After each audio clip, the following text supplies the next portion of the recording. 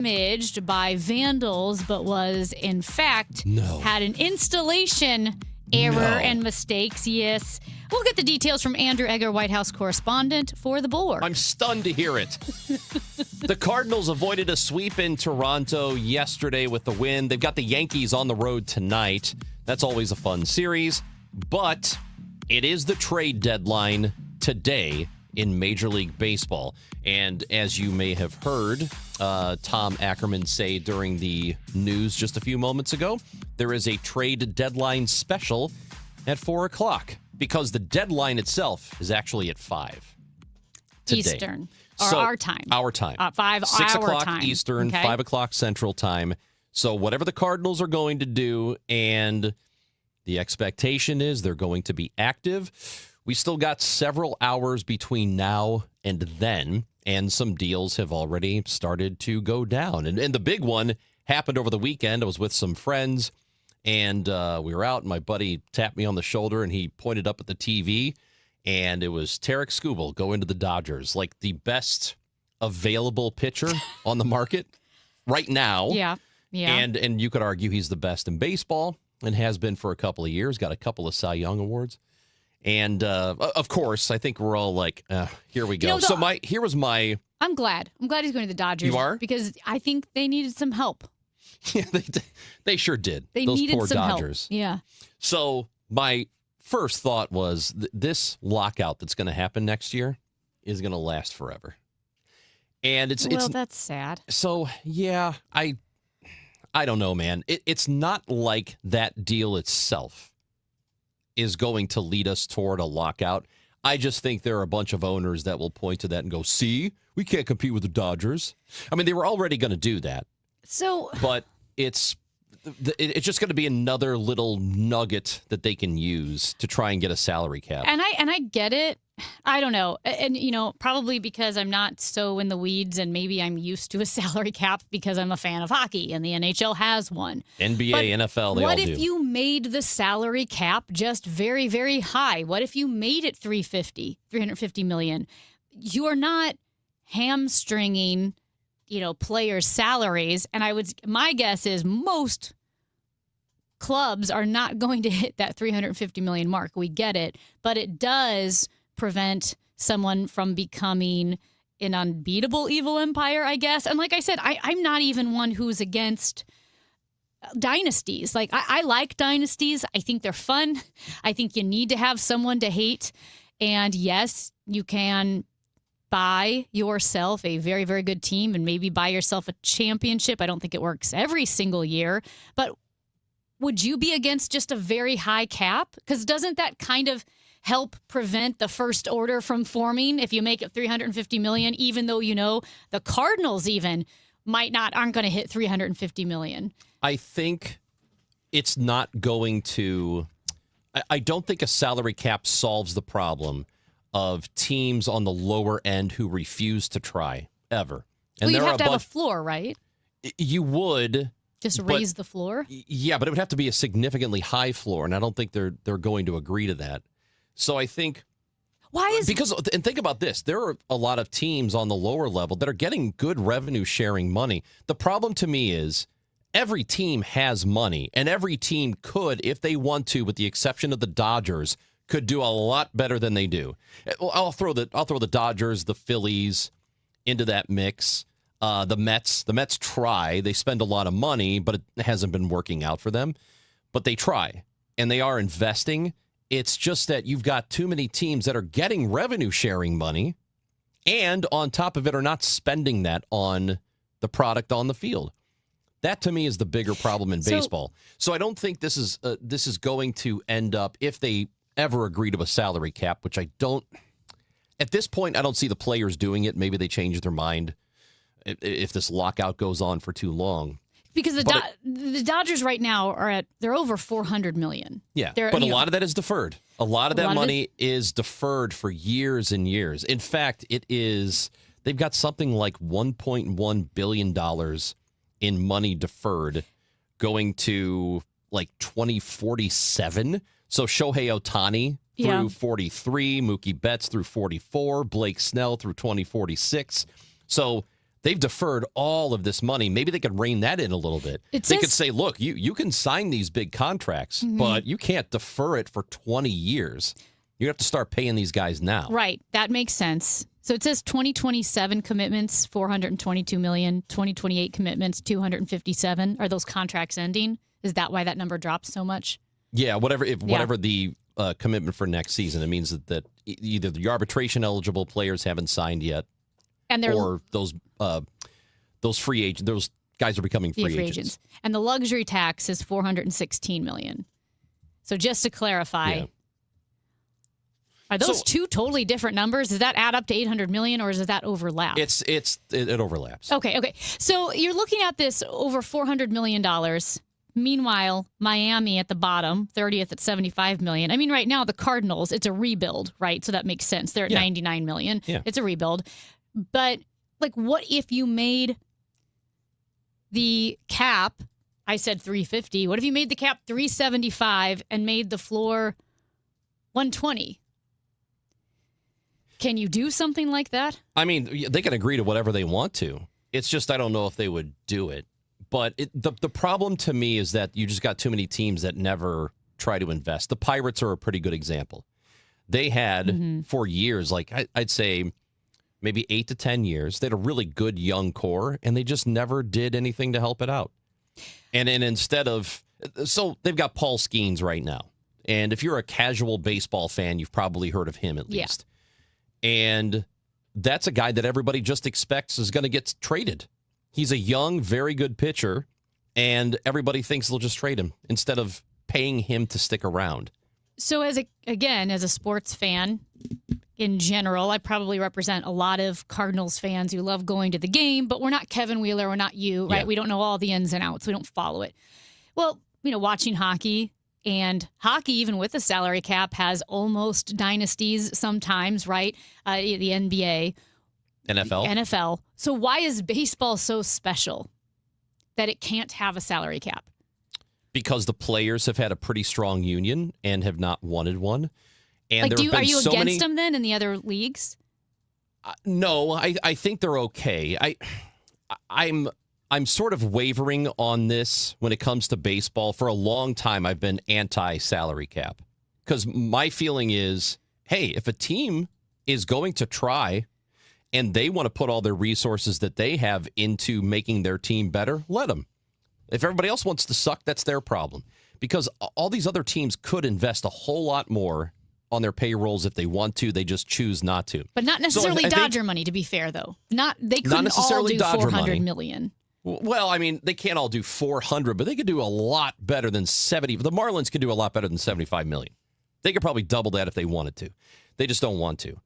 And they could probably best that even.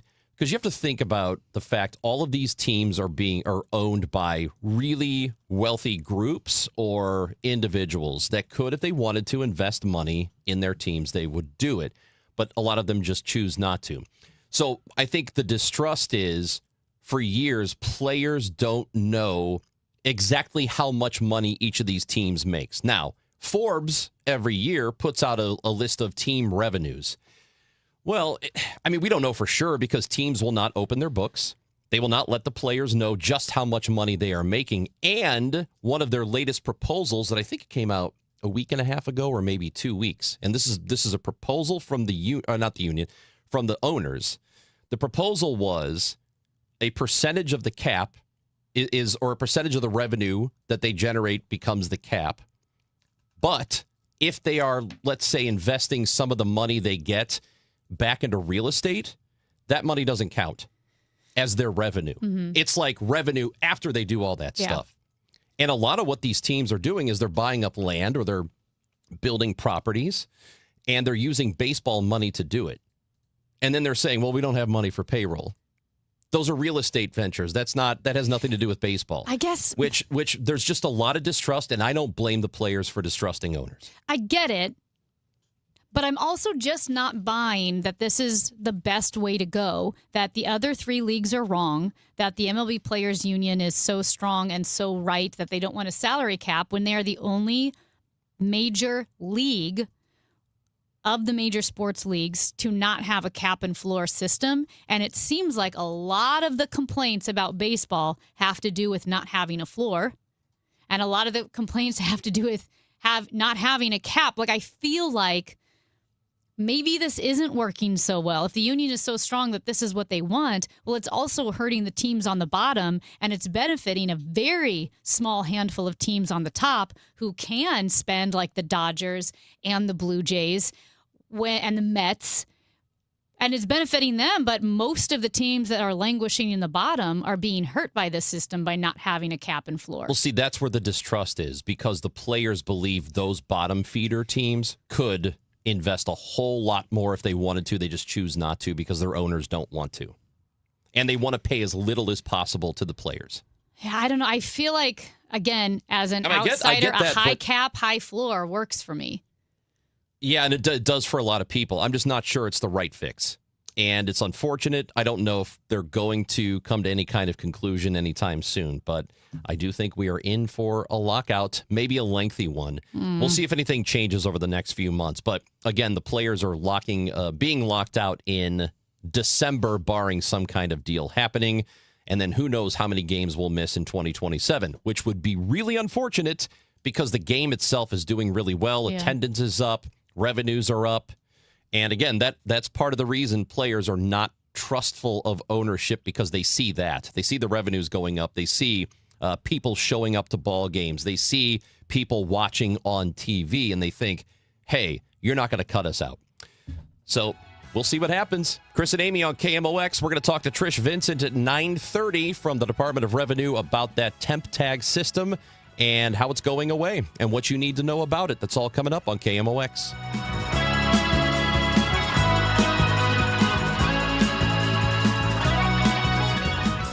Broadcasting from the Scott Credit Union Studio, 104.1 FM, KMOX. When Donald Trump needs conservative votes to help pass his agenda for Missouri, Representative Trisha Burns never answers the call. Trisha Burns has missed 370 votes. Burns is bucking President Trump's priorities. Burns did not vote to stop DEI initiatives, prevent China from owning Missouri land, defund Planned Parenthood, and Burns did not vote to ban boys from girls' sports. Trisha Burns not showing up for Missouri and President Trump. Instead, Trisha Burns spends her time pulling pranks on the suicide prevention hotline. Yes, you heard that right. Trisha Burns lied to the police and staged a fake suicide emergency. She sent a series of messages to the hotline and said she, quote, had a gun to her head, end quote. When she got caught, she said there'd be no consequences because she's a politician. By August 4th, vote to show Trisha Burns that there are consequences to being bad at your job. Let's Go Brandon PAC paid for and is responsible for the content of this advertising. Not authorized by any candidate or candidates committee. Chris Foss, Treasurer. Sometimes historic events suck.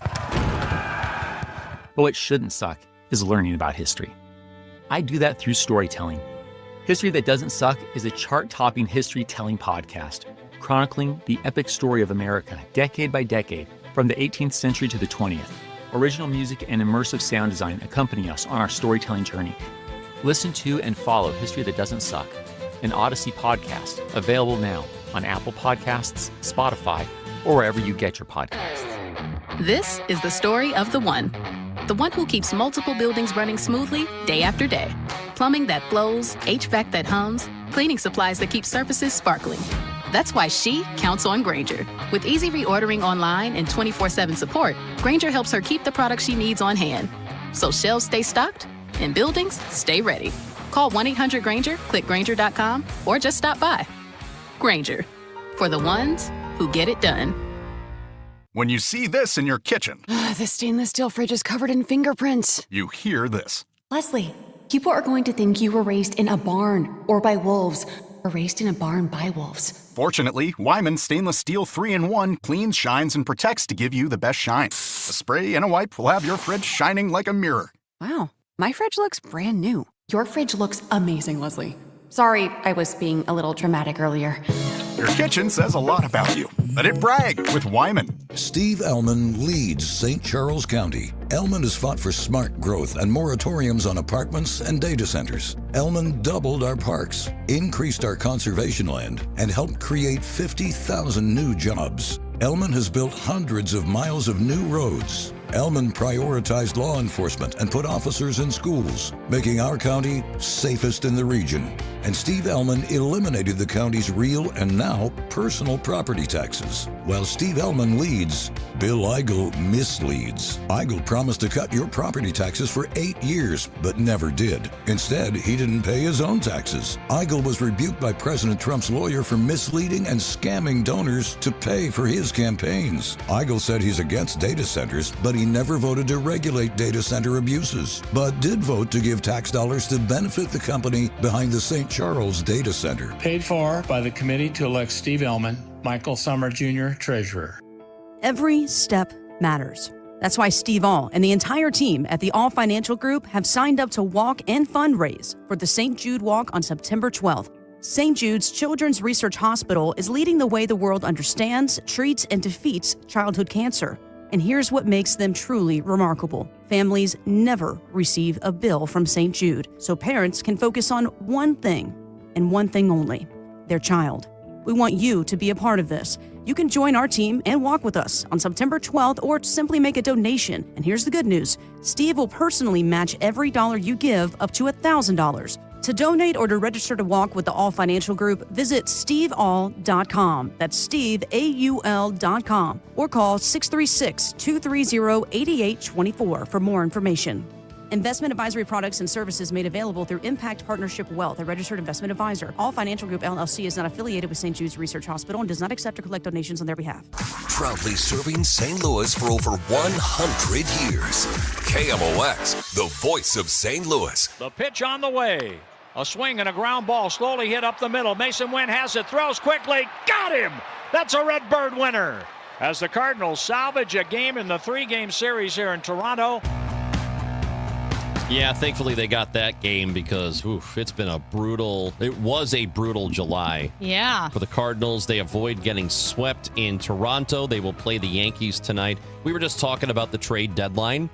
Tom Ackerman will have hourly updates, what's going on, and if anything breaks, he's going to pop right in the studio, and we're going to talk about it. So there are a lot of players the Cardinals have on the market that might be gone before the day is over. Probably the biggest name is Dustin May, or the one most likely to be traded, because there are a lot of teams that need pitching, and the Cardinals are, probably not in position where they have to hang on to him. Heard some interest in Nars Lutbar? Yeah, Lute Narsbar.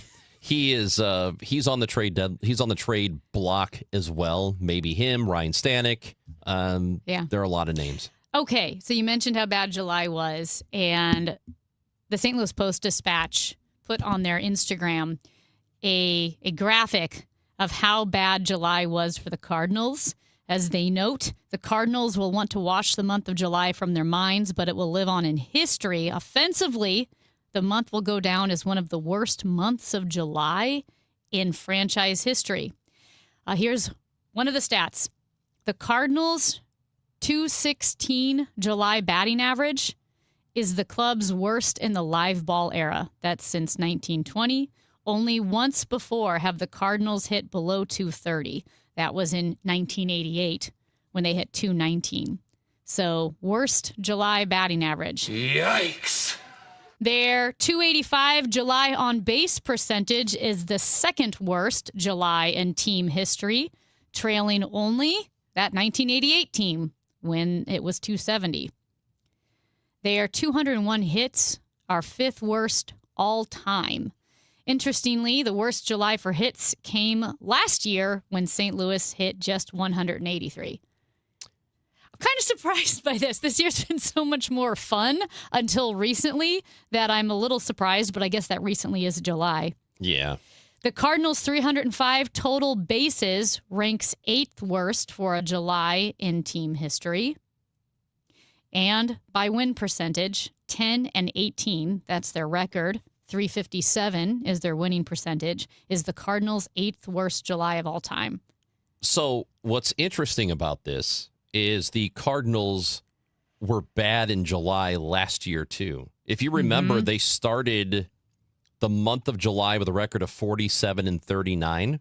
So things looked pretty good. And July, they just were terrible. 8-16, the month of. So there's something about July. Yeah. So next year, well, there may not be a season until July, but that's what happened to them 2 years in a row. They got to July, and then everything just fell apart. I will say on the pitching side, with 9 losses by their relievers, that is the most losses in July by relievers in team history. So that's rough. It's rough. I will say it's been more fun this year. Yeah, here's why it's more fun. Here's why the Cardinals are more fun. It's not because the results are any better. It's because everything feels like a corner has turned in the history of the franchise. And what I mean is that they've got a new group of people. Some of the same people are still around, but there's a new guy in charge of the front office. There is a new direction. They have done a lot to make the minor league system better. They've invested in infrastructure. They've acquired good players. So their system is in good shape when it was really bad for a while.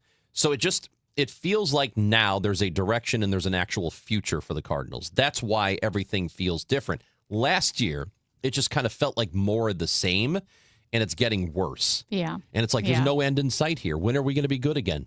When is this team going to be a playoff team again? So even if the results in July this year are bad, I think the vibe is different overall. So there you go. By the way, Brian is watching on YouTube and says the Players Association will not agree to a salary cap regardless of the number. Owners should share the media revenue equally. You should read Lords of the Realm. It's a book. And, okay, yes, I agree with you that one thing that could really help out a lot, but it will never happen, or maybe I shouldn't say never, maybe it does happen, that all of the TV revenue around baseball, like in the NFL, is shared. So it's not like the Patriots get more TV money than the Chiefs do. Everybody gets the same thing. So if they went that direction, I think that would make a big difference. Share the TV money, and then you even the playing field a lot, because the Dodgers get a huge TV contract. That's where most of their money comes from. Yeah. All right. We will talk to Trish Vincent from the Missouri Department of Revenue when we come back, and we will talk about the new system that's going to happen. Temp tags are done. No more temp tags in Missouri starting early next year. We will talk to her about that, what you need to know. That is happening when we come back on KMOX. And, hey, if you think you know who's going to hit a home run tonight, think about the Cardinals and Yankees. They are in New York. They're in the Bronx. And FanDuel is giving you a free chance to call your shot with Daily Dingers. You can join the action. It is very easy to do it. All you have to do is make your free pick on who you think will hit a home run in their game. And if you're right, you're going to get a profit boost to use on your next bet for a chance at extra winnings. Nothing to lose, a lot to gain. And don't forget, you can make this free pick every day during the MLB season. It is just another reason why FanDuel is the home for home runs. I've been talking about this for a while now, actually. So if you're ready to play your game today, just go to FanDuel.com/Missouri and sign up. FanDuel.com/Missouri to play Daily Dingers and make your free pick on who will hit a home run tonight. Will it be Jordan Walker? Maybe Jordan Walker on the road hits that home run. Play ball and swing for the fences on FanDuel, an official partner of MLB. Must be 21 or over and present in Missouri. No purchase necessary. Opt-in required. Bonus issued as non-withdrawable profit boost tokens. Restrictions apply, including any token expiration and max wager amount. See terms at sportsbook.fanduel.com. Gambling problem? Call 1-800-GAMBLER. It's time for a $98 AC tune-up. After a disaster, emotional recovery takes time. Show Me Hope Missouri offers free, confidential support wherever you are. Call or text 1-800-985-5990 and connect with a local crisis counselor today. From Missouri Department of Mental Health. You've heard the commercials, seen the signs on the lawns. It can mean only one thing. The Missouri primary election happens this Tuesday. Vote. Then stay with KMOX News throughout the day for election updates, what's happening in the key primary races, and what you need to know. Wednesday morning, Total Information AM will have results and reaction. The Missouri primary election. we've got it covered on 104.1 FM KMOX. Now, KMOX weather from the Saliga Heating and Cooling Weather Desk. Beautiful morning outside. Studio B, 74 degrees, sunny to partly cloudy, and AccuWeather says delightful. It's the nicest day of the week. High 85 tonight, clear with a low of 64. Brought to you by Staples. All right, it's officially the most wonderful time of the year at Staples. They've got back-to-school supplies as low as 25 cents, up to 40% off select tech, 20% off for teachers, and more. Check out all the deals at staples.com/back-to-school. Staples, that was easy. Registered lobbyist Mike Deering is not the kind of guy you want in the state Senate. Did you say he was a registered lobbyist? Sure did. When conservatives like Tricia Burns tried to pass a bill to take back the 300,000 acres in Missouri allowed to be controlled by China, lobbyist Mike Deering testified against it. When conservatives like Tricia Burns fought alongside Missouri cattlemen to require foreign beef to be labeled, lobbyist Mike Deering testified against that too. Well, conservatives like Tricia Burns are fighting to protect your farmland from being paved over by data centers. Lobbyist Mike Deering described Google's Montgomery County hyperscale data center as a very positive thing. Deering also endorsed liberal Democrat Chris Koster for governor and openly mocked President Trump. Registered lobbyist Mike Deering, anti-Trump, pro-Democrat, bought out by foreign ag interest, and in love with data centers. Take down data center Deering on August 4th. Vote America First conservative warrior Tricia Burns for state senate. Paid for by Mo Constitutional Conservative Council PAC, Scott Lady Treasurer. Hey guys, Glover here with my good friend John Moriarty. John and I have been friends and business partners for years now. He is the principal at E3 Consultant Group, and he is back in the DGS fold. So John, introduce yourself to the listeners. I am so happy to be back and also happy to talk about our firm, E3. We have over 70 advisors, Dave, now in multiple cities, working with our clients on the wealth, tax, insurance, asset protection, business consulting side. One of my biggest passions right now is working with business owners and trying to help them reduce their tax liability, improve their cash flow for future generations. I've known John for years and years and years now. John is a good guy, very smart, excellent pitcher in baseball. That means a lot to me. You have those days are long gone. You have a new book out. We do have a new book out. It's called The Entrepreneur Playbook, written for business owners that have an entrepreneurial mindset. And the book should be dropping on Amazon probably in the next 30 days. And we've got white papers that are supporting it. A lot of that information is going to be on our website at e3wealth.com. But the key thing to me, Dave, is we try to keep creating educational tools for business owners, individuals, families, so that they can protect the purpose of their money. So whether you are interested in classic personal retirement, business growth, or just an overall tax strategy, reach out to my friend John at e3wealth.com. Can you believe politicians nearly doubled state spending since 2019? Yeah, that's twice the rate of inflation. What do we get for all that extra spending? Nothing. Yeah, and get this, over 200 loopholes are buried in our tax code, written by lobbyists for wealthy corporations. Our tax code is rigged against us. We get taxed on our paycheck, our home, everything we buy. I guess somebody's got to pay for all that spending. That's why we need Amendment 5. It puts politicians on a leash. Forces them to cut taxes and control spending, whether they like it or not. Amendment 5 closes the loopholes, eliminates income taxes, cuts property taxes, and gives $3,000 a year to average working families. We decide, not the politicians. Amendment 5 is the biggest tax cut in Missouri history. I'm voting yes on Amendment 5. Paid for by Missouri Promise PAC, Mark Ellinger, Treasurer. Today, the Cards, the Yankees. Emron Total Access 510.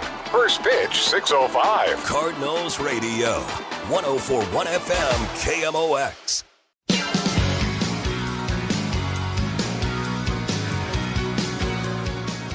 Welcome back. Chris Ranji, Amy Mark Scores with you. And I think listeners of KMOX Ranj will know that we've had a lot of conversations going back all the way to Charlie Brennan about temp tags. Oh, you guys love temp tags. Charlie, I mean, your favorite thing. That was our favorite thing in the whole wide world. And the thing is, the Missouri process is going to be looking at a change soon. So there is a new Fusion process that will allow dealership customers to pay state sales tax at the time of purchase and not have to do the two-trip to buy your car and then go back and pay the sales tax, which I'm very excited about because, as I've always said, why cry twice when you can only cry once writing that check? And joining us now with more information about this fusion process is Trish Vincent, Director of the Missouri Department of Revenue. Trish, thank you so much for joining us.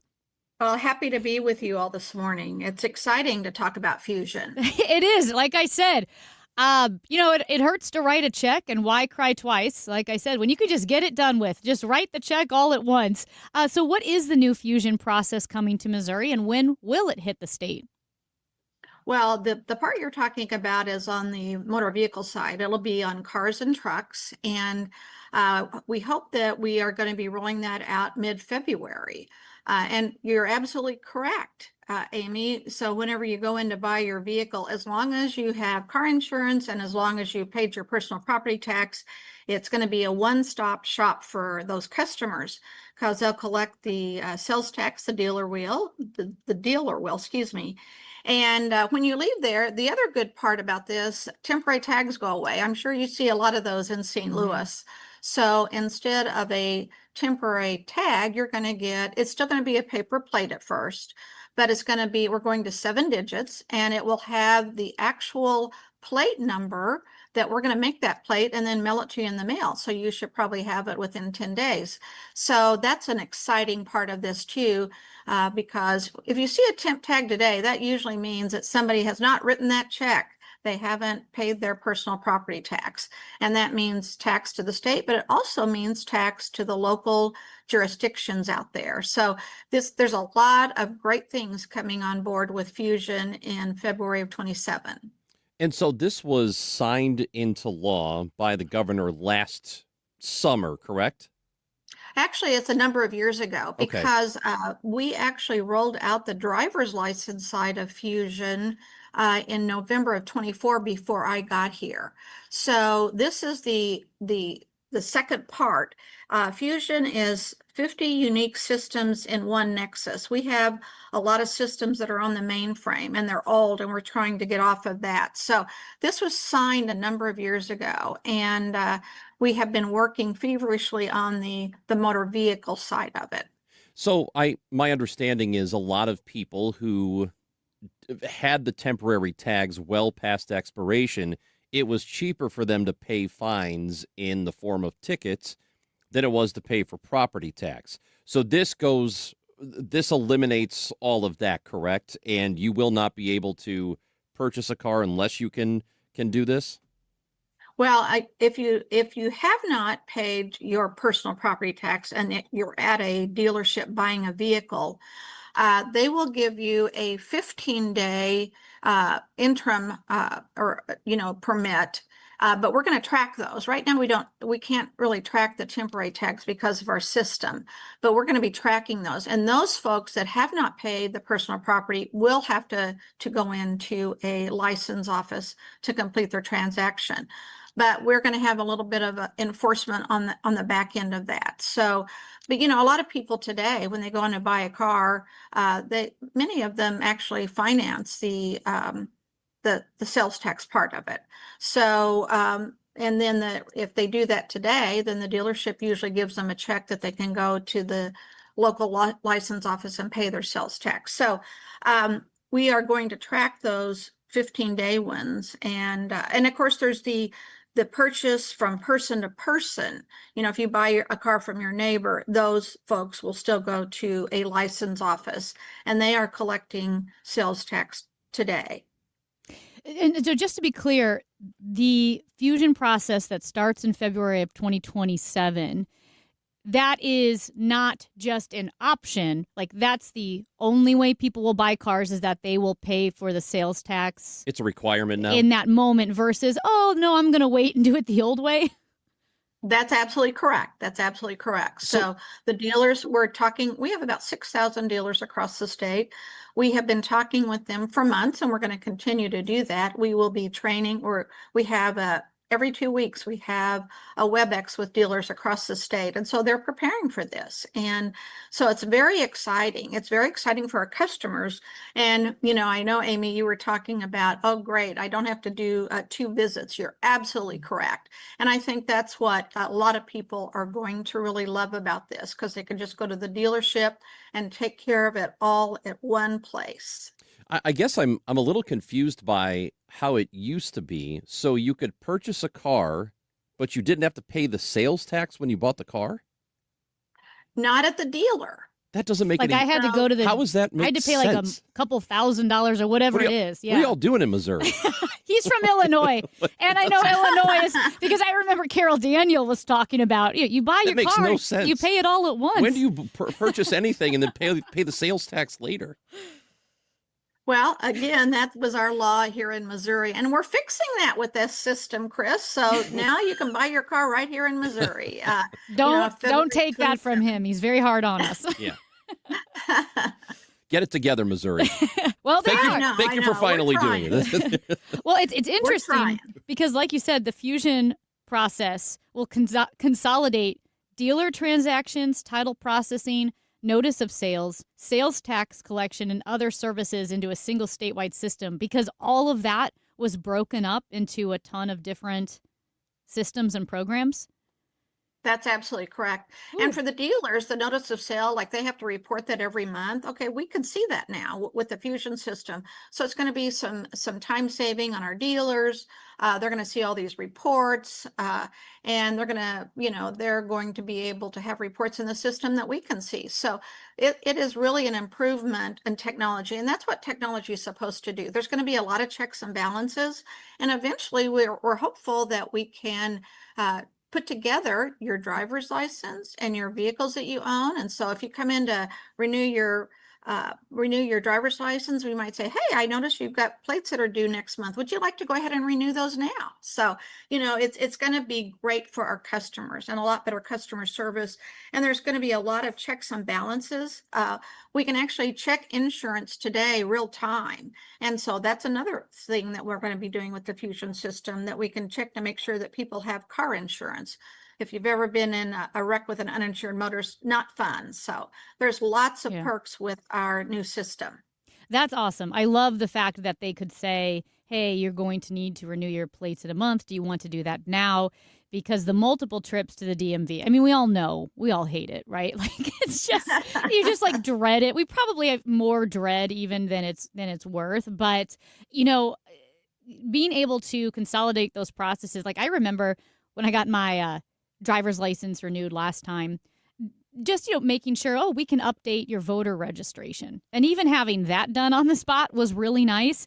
I do want to go back to something you said, though, about how people can finance the sales tax. So if someone's getting nervous, like, oh my gosh, I got to write a check for the car and the sales tax all at once, a lot of dealerships will be able to work the sales tax price into the payment plan. And then the dealership cuts you a check to pay the sales tax. Is that correct? No. That's what happens today. Okay. But in the fusion system, and it's up to the dealership whether and your finances too, because obviously if you want your car payment to be X, you want to make sure you stay within that particular window of the amount of money you borrow. But there are people that do roll their sales tax into their loans. And if they do that today, not the fusion system, then the dealer would give you a check because you're financing it. Do you understand what I mean, Amy? Yeah. And then you take that to the DMV. But once fusion rolls out for the cars, then they'll collect everything right there, and then we'll go in and get the money from the dealers on a regular basis. So you won't have to do anything different. If you either pay the dealer with a check for the sales tax and then you finance the rest of the car, or you pay cash for the car if you're one of those lucky people, and cash for the sales tax, and they'll collect it all at the dealership. Trish Vincent with the Missouri Department of Revenue. And I think you touched on it briefly at the top, but maybe not. If there is a sale from person to person, like they don't go through a dealership, don't sell their car to the car they have to a third party and then have that third party sell it, what happens then? What if you just sell your car to your neighbor? So then you'll have to give them a notice of sale like you do today. Then those folks will go to a license office, and just like they do today. And when they go in, they will pay the sales tax again, as they do today. There won't be any temp tags in the license offices either. There, once Fusion rolls out, they'll get a paper plate. They'll get their 7-digit license number. It will be good for 30 days, but if any law enforcement pulls up that number on that interim plate, they'll know who owns it. It won't be like these temp tags that, are out there that have expired or whatever. That will be the actual license plate that the corrections folks will make for us, and that will get to you in the mail. So as we say goodbye here, what will end up being the tax impact for the state in terms of revenue and what Missouri expects to recoup from all of this? Well, we won't have those temp tags out there, so I really do not have the exact figures, but it is thousands and thousands of dollars that we are not collecting in state taxes because those temp tags are out there. Now, we eventually, catch up with those folks, but there is delay, and there won't be any more delay. So we'll be getting more money into the bank for our roads because, this money we collect goes to highways. And then your local communities will be getting that money much quicker as well. So it is a positive across the board for all of us. So the full implementation, February of next year, this will all go into effect. Trish Vincent, Director of the Missouri Department of Revenue, we appreciate your time today. Thank you for talking with us. Thanks, Chris and Amy. Have a great day. So we've streamlined the process. Yes. Now I only have to good for us. Now I only have to cry once. Then why do you do it all day? Cry? You cry. Oh, you're a big crier. You're the town crier. It is my go-to emotion. It is. It's the Chris and Amy show on KMOX. Man, I love this place. I've been surfing here since I was a kid. Now, seeing my grandson out on the water, it means everything to me. Watching him and taking in the blue waves, the sea breeze, the blurry horizon. If you have geographic atrophy, or GA, subtle changes in vision could mean it's progressing toward irreversible vision loss. Izervay is proven to slow GA progression and could help preserve your vision for longer, so you may keep seeing the world around you. Izervay, or avacincaptad pegol, is an eye injection. Don't take it if you have an infection or active swelling in or around your eye. Izervay can cause eye infection, retinal detachment, or increased risk of wet AMD. Izervay may cause blood in the white of the eye, blurred vision, or a temporary increase in eye pressure. Do not drive or use machinery until vision has recovered after an eye injection or exam. Ask your retina specialist how you can slow your GA with Izervay. To learn more, call 1-855-IZERVAY or go to izervay.com. Paid for by Astellas Pharma. The 3-2 pitch with the runner going a swing. Ready to elevate your game? Join the MBA Sportscasters Forum on Tuesday, September 15th in St. Louis. Learn from Cardinals beat reporters, broadcasters, and Hall of Famer John Rooney as they break down play-by-play, reporting, interviewing, and covering the game. Then cap off the day with the Cardinals versus Giants at Busch Stadium. Step into the booth, sharpen your skills. Go to KMOX.com/events for details and registration. I'm Ultima Morgan of Morgan & Morgan. Every time one of my children started driving, it was terrifying. Thousands of accidents happen across the country. We see it every day. If you've been injured in a car accident, call us. Dial # law or visit forthepeople.com for an office near you. I built this business the old-fashioned way. Hard work and a whole lot of spreadsheets. Yeah, about that, I upgraded us to Odoo. Odoo puts everything we need, sales, inventory, accounting, on one connected platform. No more juggling systems, no more headaches. So it all works together? Exactly. Odoo is the all-in-one business software that makes running and passing on a business easier than ever. Take your business into the next generation. Try Odoo free at odoo.com. That's ODOO.com. There's a saying, it takes a group of good men to build a barn, and only one to tear it down. Well, a few Jeff City politicians are at it again, tearing things down with Amendment 5 and Amendment 4. No on 5 and 4. 5 takes our money with higher sales taxes, higher taxes on gas, guns, and groceries, a sales tax hike on rent and diesel, seed and feed. 4 takes away our constitutional right to vote and go around the establishment politicians and to stop higher taxes. Takes away our safety valve, a vote of the people to stop or reverse a dumb idea like the everything tax. I'm a no. A heck no. No. No on Amendment 5. No on Amendment 4. No on both 4 and 5. Paid for by no on the everything tax. For the last 33 years, you've discovered that at Banner Construction, we pride ourselves on quality craftsmanship. We believe the single most important decision homeowners must make when considering an exterior restoration project is, who do you hire? At Banner, we provide well-engineered, meaningful, long-term solutions to transform your home into the pride of the neighborhood. Let us help you fall in love with your home all over again. Call 314-569-1050 or visit bannerconstruction.com and have a banner day. Chris and Amy now. The Dave Glover Show at 1 on the voice of St. Louis, KMOX. Now, did you see this? With Chris and Amy. All right. I'm not a fan of Sam Altman of OpenAI and St. Louis, St. Louis native who's ruining the world. He tweeted a few days ago about a new case or a new use of ChatGPT that he heard that he thought was really cool. And he's getting roasted for it.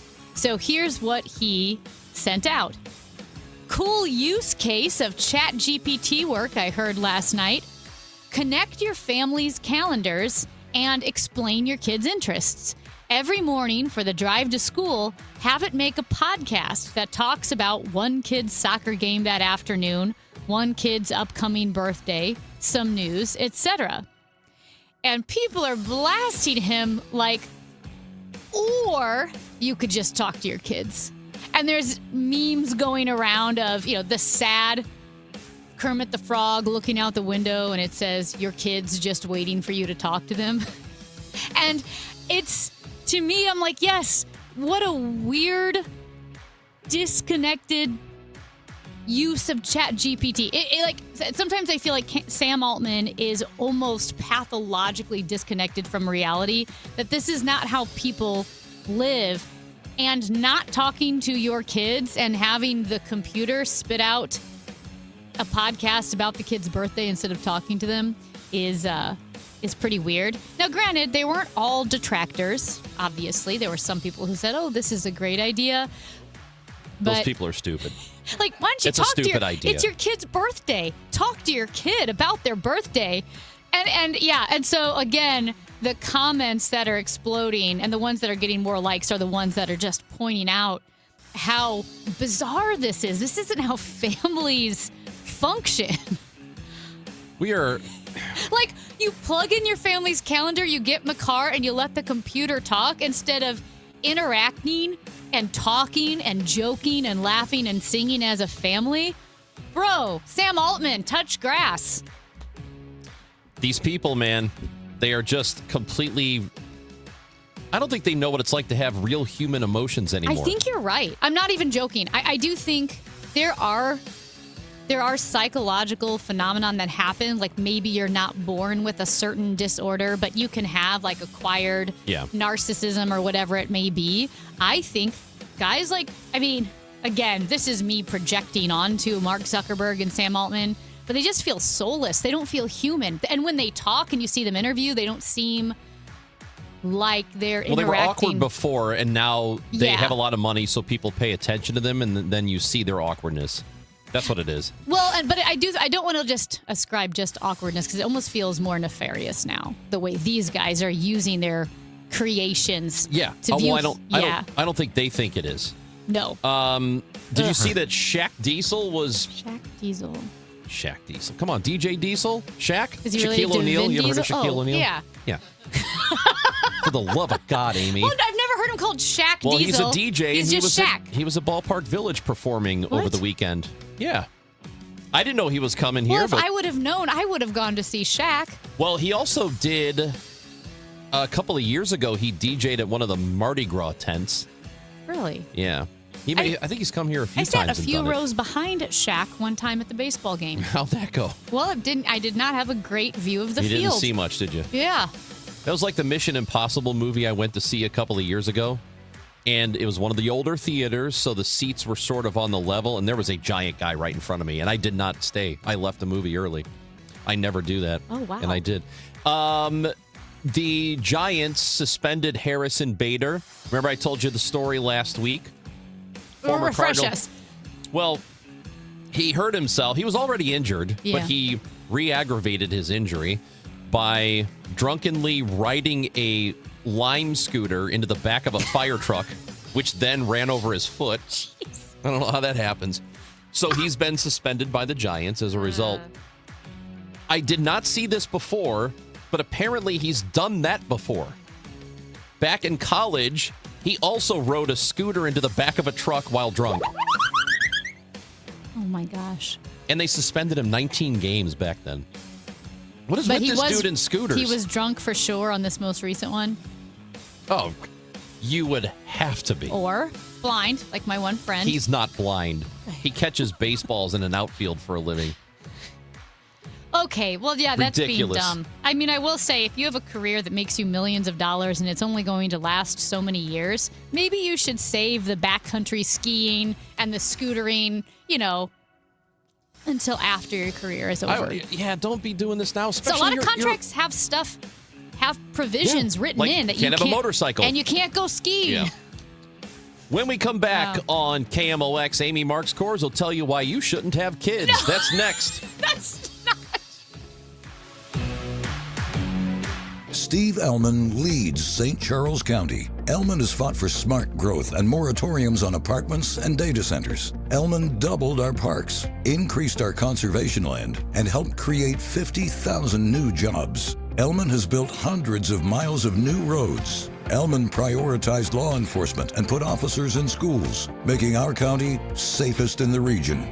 And Steve Ellman eliminated the county's real and now personal property taxes. While Steve Ellman leads, Bill Eigel misleads. Eigel promised to cut your property taxes for 8 years, but never did. Instead, he didn't pay his own taxes. Eigel was rebuked by President Trump's lawyer for misleading and scamming donors to pay for his campaigns. Eigel said he's against data centers, but he never voted to regulate data center abuses, but did vote to give tax dollars to benefit the company behind the St. Charles Data Center. Paid for by the committee to elect Steve Ellman, Michael Summer Jr., Treasurer. Let me tell you something about insurance. When you sign your insurance policy, for some brokers, that's the finish line. Handshake, commission, done. Then you may not hear from them again until it's time for renewal. But your business runs all year, so do the gaps and the risk. So go to Supersure.com. If your company has more than 25 employees, whether you're the owner, CFO, or HR manager, it can be too complex to just go buy a policy online. Supersure is the super agency built for you, licensed in every state for your business insurance and employee benefits, all with year-round support for you and your team. At Supersure.com, you can access tools like Fine Print Facts. It'll translate your current policy into plain English so you see what's covered and what's not. Plus a business value calculator so you can estimate what your business is worth so you know what actually needs protecting. Go to Supersure.com. One super agency, one powerful platform, all your policies in one place. Supersure.com. That's Supersure.com. Paid for by Supersure Insurance Agency, LLC, a licensed insurance agency. Breaking news. Missouri will vote on Amendment 4 this August. Right now, a ballot measure passes in Missouri if it gets a majority of votes statewide. Amendment 4 would permanently end that. If Amendment 4 passes, it would rewrite the Missouri Constitution. So instead of using the total statewide vote to decide if something is approved, a measure would need to win a majority of votes separately in each of Missouri's 8 congressional districts in order to pass. So one district could veto the will of most Missourians. That means with Amendment 4, just 5% of voters could overrule what the majority of Missouri citizens want. Opponents of Amendment 4 say it undermines the sacred principle of one person, one vote, and takes away the people's power, giving it to politicians and special interests instead. Protect Majority Rule. Vote no on Amendment 4. Paid for by Protect Majority Rule Missouri, Mike Pridmore, Treasurer. The trusted voice of St. Louis. KMOX AM St. Louis. KMOX FM Hazelwood. Always live on the free Odyssey app. It is 10 o'clock. We've got sunshine, 76 degrees in downtown St. Louis. I'm Debbie Monterey. Illinois led the nation through the end of July with tornadoes, 220 recorded through the end of last month. AccuWeather meteorologist Heather Zaire tells KMOX the summer of 2026 hasn't been nearly as turbulent as the previous season. It's probably past the peak. There probably will still be occasional storms, but not to that level that we saw in the spring. President Trump saying he called off a massive attack and that a deal with Iran is imminent. Here's ABC's Mary Bruce. In a familiar pattern, President Trump this morning backing down from his latest threat to launch massive strikes against Iran, claiming again to be on the verge of a breakthrough, saying he hit pause on strikes scheduled for Sunday evening at the request of Iran and Middle East allies. Microsoft issuing a security warning about hotel Wi-Fi. The company says Russian hackers are using phony sign-in pages to break into your accounts. In a new alert, Microsoft is warning that it identified widespread compromise of Wi-Fi networks at hospitality-related organizations. Russian-backed hackers will use hotel Wi-Fi networks to target travelers. The hackers create these fake pages that look like real Microsoft 365 logins.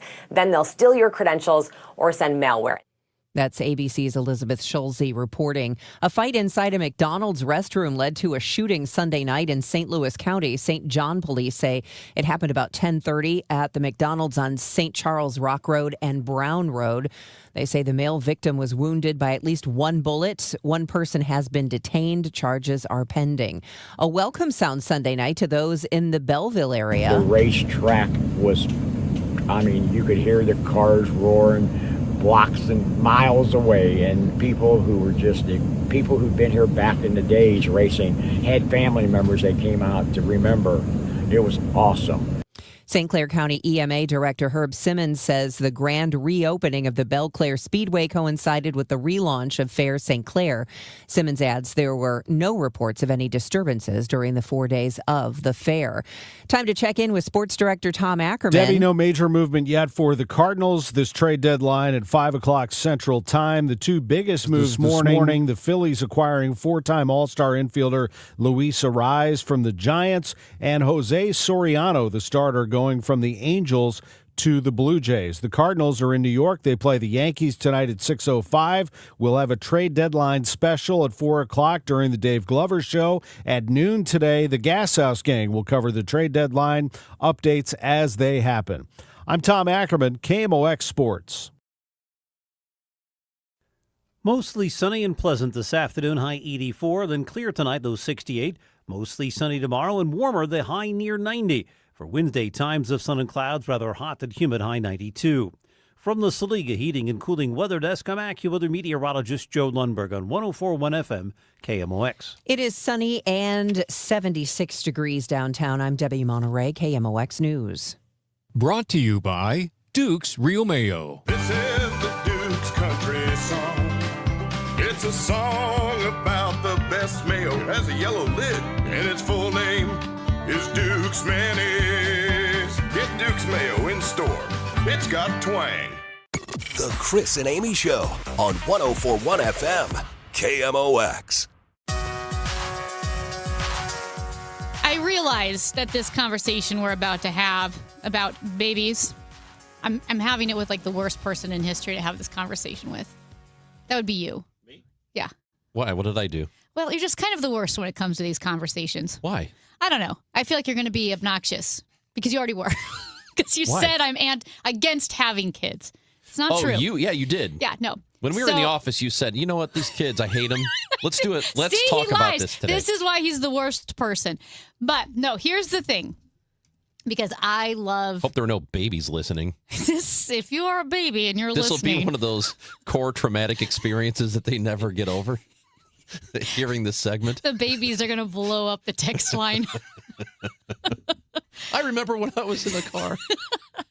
So anyway, this is going well. No, but I love big families always thought I would have a big family. Obviously, I stayed involved in the homeschool community, so I'm pro big family. We had 4 kids in our family. Like, I grew up, there are 4 of us, and we were the small family, comparatively speaking.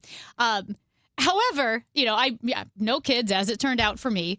But a lot of the circles that I'm in right now, everyone's having babies. Like, they're either pregnant or they've just had their first kid, and there's just babies everywhere. And again, then there's me. And, I really do kind of run my own calendar. There's work. And, but when you're single, when it's just you, you're not checking in with, especially if you're single, you're not checking in with a spouse. You don't have any kids. You kind of run your own calendar. So surrounded by all of these people having kids, I saw on Instagram a woman who is single and without kids. And she said, I heard someone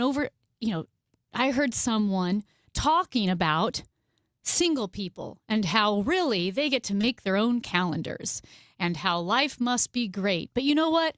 I've got to work, and I got to keep my house clean and do all of these things. It's not that easy being single.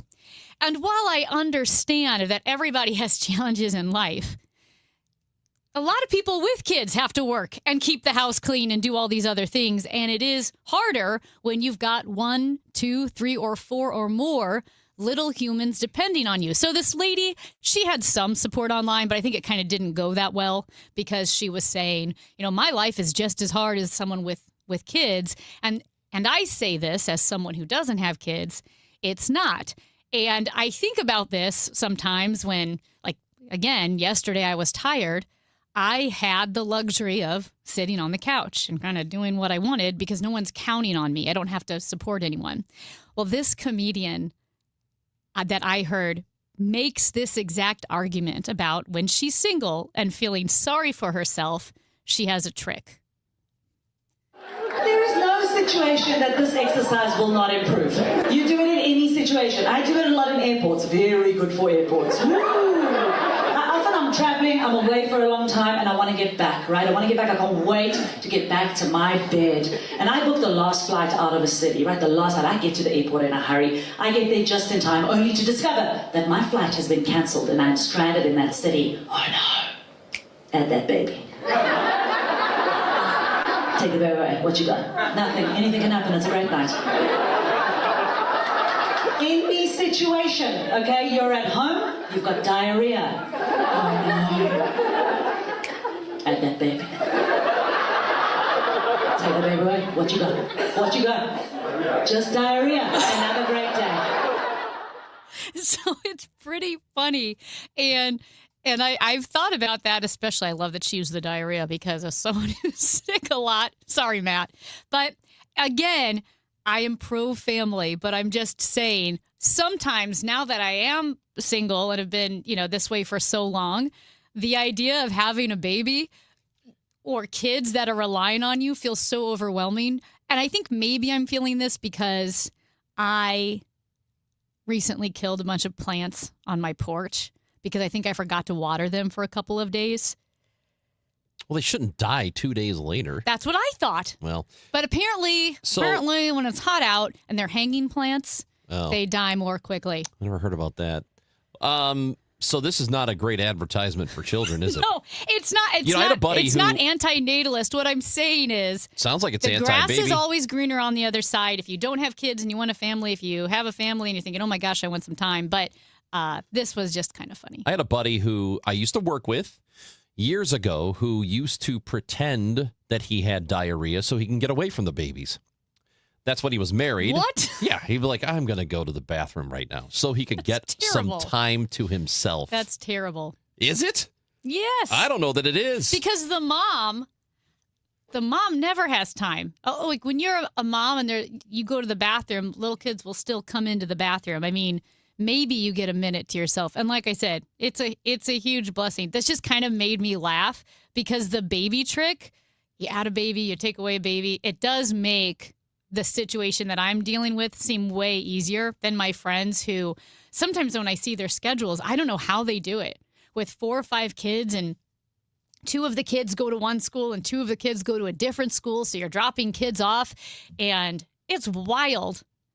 Sounds fun. It was when I was younger, it made so much sense to me. I think as you get older, you get kind of stodgy. Why couldn't it be that, the baby comes out and then within a minute or so, like a deer or a calf, a horse. it just starts walking? Why can't it just be like me, but smaller? Because I think... Why does it have to be... I think it's easier when they're not walking.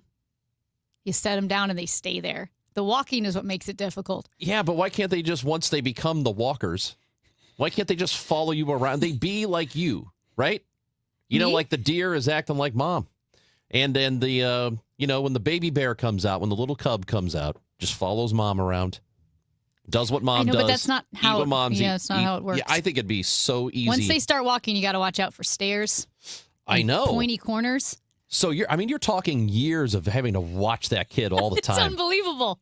But it's really, really fun, like I said. And I've got family members and who are pregnant, and it's going to be really fun having little kids around because kids keep you young. And I think a big reason why I'm getting so neurotic in my old age is because I don't have kids around right now.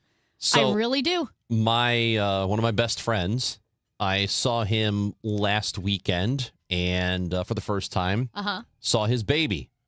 His baby's a few months old, and the baby. So that's the conversation that took place.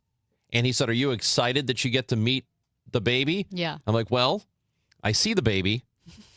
I've not met the baby. The baby does not know that this is happening at all." Yeah. And then we had an argument about it, and I said, "No, I've not met your baby. Your baby has to." A greeting has to be exchanged. Has to be transactional. There was no meeting of a baby. Yeah. And he did not like that concept. But one thing he did do, and I really appreciated this, so he brought the baby over to our mutual friend's house, and it can't walk yet. He can't walk yet, but he can move around. He can move around and stuff, and he can pull himself up. So there's a coffee table, had a sharp corner on it. And he was just like, hey, if he falls and hurts himself, he hurts himself. He's got to learn. And I'm like, I kind of appreciate that instead of just hovering around the kid all the time. And, I don't know that I don't know that you're a better person in the long run if you have a parent who's constantly hovering over you. Well, I think there's a fine line. I think what you don't want to be is negligent or careless and allow No, that's not what was happening. Yeah, a pretty... No, I mean, he was attentive to the kid, but like, hey, let him hurt himself. And if he does, then that's okay. And he learns not to do it again. Oh, and I think especially as the kids get older, I had a friend, I have a friend who has 6 kids. And I love going over there because when there are 6 kids, it's just a circus. It's so much fun. It is so much fun. But I think one of the rites of passage for each kid was at some point, each of the older kids would convince the younger kids that if you jumped off this stone wall that was in their backyard, holding an umbrella or trash bag, that you could fly, which you can't. And I'm pretty sure we used to do that. Every kid went through that rite of passage until one of the little guys, I'm pretty sure, broke his arm or something. Gotta learn. You gotta learn, and it makes you tough. And I will say, like, again, part of the reason why I bring this up is being older, not having a big family, but always wanting one and thinking I would have one. It's weird how as you get older, it's easy to get set in your ways a little bit more. Because I'm telling you, Ranj, like in my 20s and early 30s, I wanted 4 or 5 kids. Like, it's so much fun, but you just get used to the chaos. But I think the further removed you get from the chaos, the more intimidating it feels to be in that mode. But it is really fun, and it's it's exciting. And now that you talk about this, you could use a little more chaos in your life, I think. Right? You personally. Texters to 314-436-7900. This one says, and I believe they are referring to babies, says they are loud, they stink, they're always sticky, they're expensive, they're also all ugly. Whoa. Everyone will say how beautiful the baby is, but nah, man, they're all ugly, disproportionate, bald little beings. They also spite poop and laugh at you having to clean it up. Wow, that person... I think that's very funny. Struggling. I don't think they are. I think they just have an opinion on babies. They have strong opinions on babies. Raising children, a texter says, is incredibly challenging. However, very rewarding. And as a bonus, if you end up old and broke, hopefully one of them is rich. That's a great bonus. And the other end of that is maybe they're not rich and they're a drain on the resources you have. So that's the other possibility. I feel personally attacked by that. Are you a drain on your parents' resources? I'm not a drain, but I will say every vacation's an all-inclusive vacation if dad is there. That is exactly right. You're never too old. My poor parents, all the kids out of the house except for one straggler who keeps coming back. And I put my arms around them and I go, here we are, just the three of us. Isn't it fun?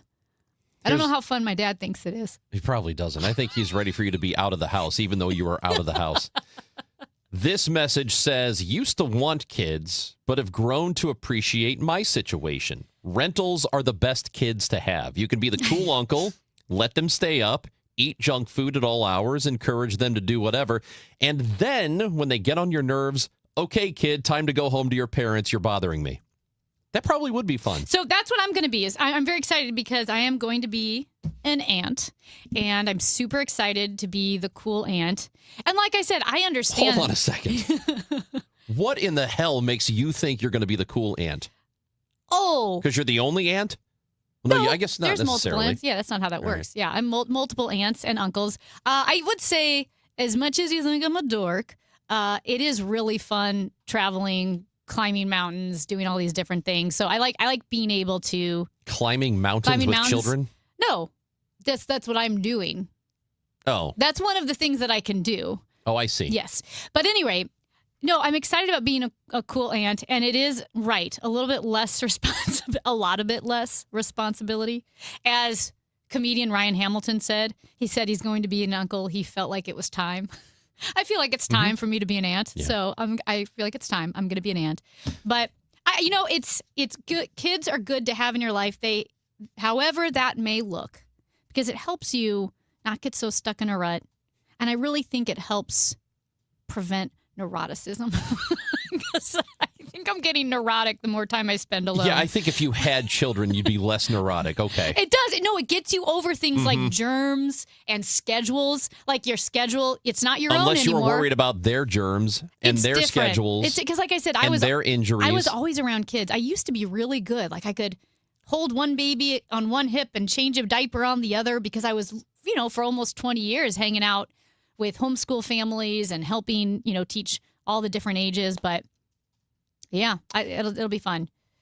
That's Amy Marks Kors. I'm Chris Ranji. Matt Pauley will join the show at 10:30 because today is MLB trade deadline day, and that is at 5 o'clock. So the Cardinals haven't made a move yet, but I think we all expect them to do something before the deadline. And Tom Ackerman will pop in whenever it does happen. But we'll talk to Matt Pauley. That's coming up at 10:30. However, when we come back, an incredible rendition of the national anthem you've got to hear. That is next on KMOX. Nothing makes a gathering great like Eggland's Best Eggs. They're just so delicious with better nutrition, too. For us, it's eggs any style, as long as they're the best. Eggland's Best. Better taste, better nutrition, better eggs. The radical left let crime and drugs pour into our nation, and they let biological men into girls' sports. But here in Missouri, if there's a problem, we fix it. That's why Ann Wagner's fixing the mess the radical left made and delivering for us. Wagner voted to ban biological men from competing in girls' sports, and she voted to fund the police and provide more resources for Border Patrol agents, keeping our families, communities, and children safe. And Ann Wagner didn't stop there. In Congress, Wagner passed the largest working-class tax cut in American history, kept big government out of our business, protected our way of life, and ensured our communities remain safe. That's why Ann Wagner's endorsed by the Missouri Farm Bureau and Missouri Fraternal Order of Police. Vote Ann Wagner for Congress on August 4th. I'm Ann Wagner, and I approve this message. Paid for by Ann Wagner for Congress. This is the story of the one. the one who keeps multiple buildings running smoothly day after day. Plumbing that flows, HVAC that hums, cleaning supplies that keep surfaces sparkling. That's why she counts on Grainger. With easy reordering online and 24/7 support, Grainger helps her keep the products she needs on hand. So shelves stay stocked and buildings stay ready. Call 1-800-GRAINGER, click Grainger.com, or just stop by. Grainger, for the ones who get it done. The best time to recommit to your gut health goals? Right now. Take charge of your gut with Nature Made. Our clinically studied ingredients support digestive health. Digestive enzymes break down nutrients. Probiotic and prebiotic fiber nourish good gut bacteria. And super greens with probiotics empower daily digestive health. Try the full lineup of gut health support from Nature Made, the #1 pharmacist-recommended vitamin and supplement brand. These statements have not been evaluated by the Food and Drug Administration. These products are not intended to diagnose, treat, cure, or prevent any disease. Things in Washington, D.C. may seem unsettled at times by their lack of progress. But one department in the U.S. government is progressing. That is the IRS. Hi, this is Lance Story with the Lance Story Law Firm. The IRS is in full function to collect on unpaid taxes. If you've been putting off a tax problem, it's time to call the Lance Story Law Firm and get it resolved. Don't think the government is too busy to focus on my issues. Too many of my clients thought the same. So if you owe back taxes or haven't filed returns in years, it's time to call the Lance Story Law Firm and finally resolve your tax issues. Remember, if you have tax problems, you have legal problems. Call the Lance Story Law Firm. Our office is right here in St. Louis. Or call 314-260-6120 or visit LanceStoryLaw.com to schedule your free consultation with your local tax resolution law firm, the Lance Story Law Firm. The choice of a lawyer is an important decision and should not be based solely upon advertisements. When Donald Trump needs conservative votes to help pass his agenda for Missouri, Representative Trisha Burns never answers the call. Trisha Burns has missed 370 votes. Burns is bucking President Trump's priorities. Burns did not vote to stop DEI initiatives, prevent China from owning Missouri land, defund Planned Parenthood, and Burns did not vote to ban boys from girls' sports. Trisha Burns not showing up for Missouri and President Trump. Instead, Trisha Burns spends her time pulling pranks on the suicide prevention hotline. Yes, you heard that right. Trisha Burns lied to the police and staged a fake suicide emergency. She sent a series of messages to the hotline and said she, quote, had a gun to her head, end quote. When she got caught, she said there'd be no consequences because she's a politician. By August 4th, vote to show Trisha Burns that there are consequences to being bad at your job. Let's Go Brandon PAC paid for and is responsible for the content of this advertising. Not authorized by any candidate or candidates committee. Chris Foss, Treasurer. Muni in Forest Park. Shakespeare meets showbiz in the Muni debut of Something Rotten, a hilarious mashup that closes out the summer on stage August 17th through 23rd. Your seats are waiting at muni.org. A century strong. The voice of St. Louis. KMOX.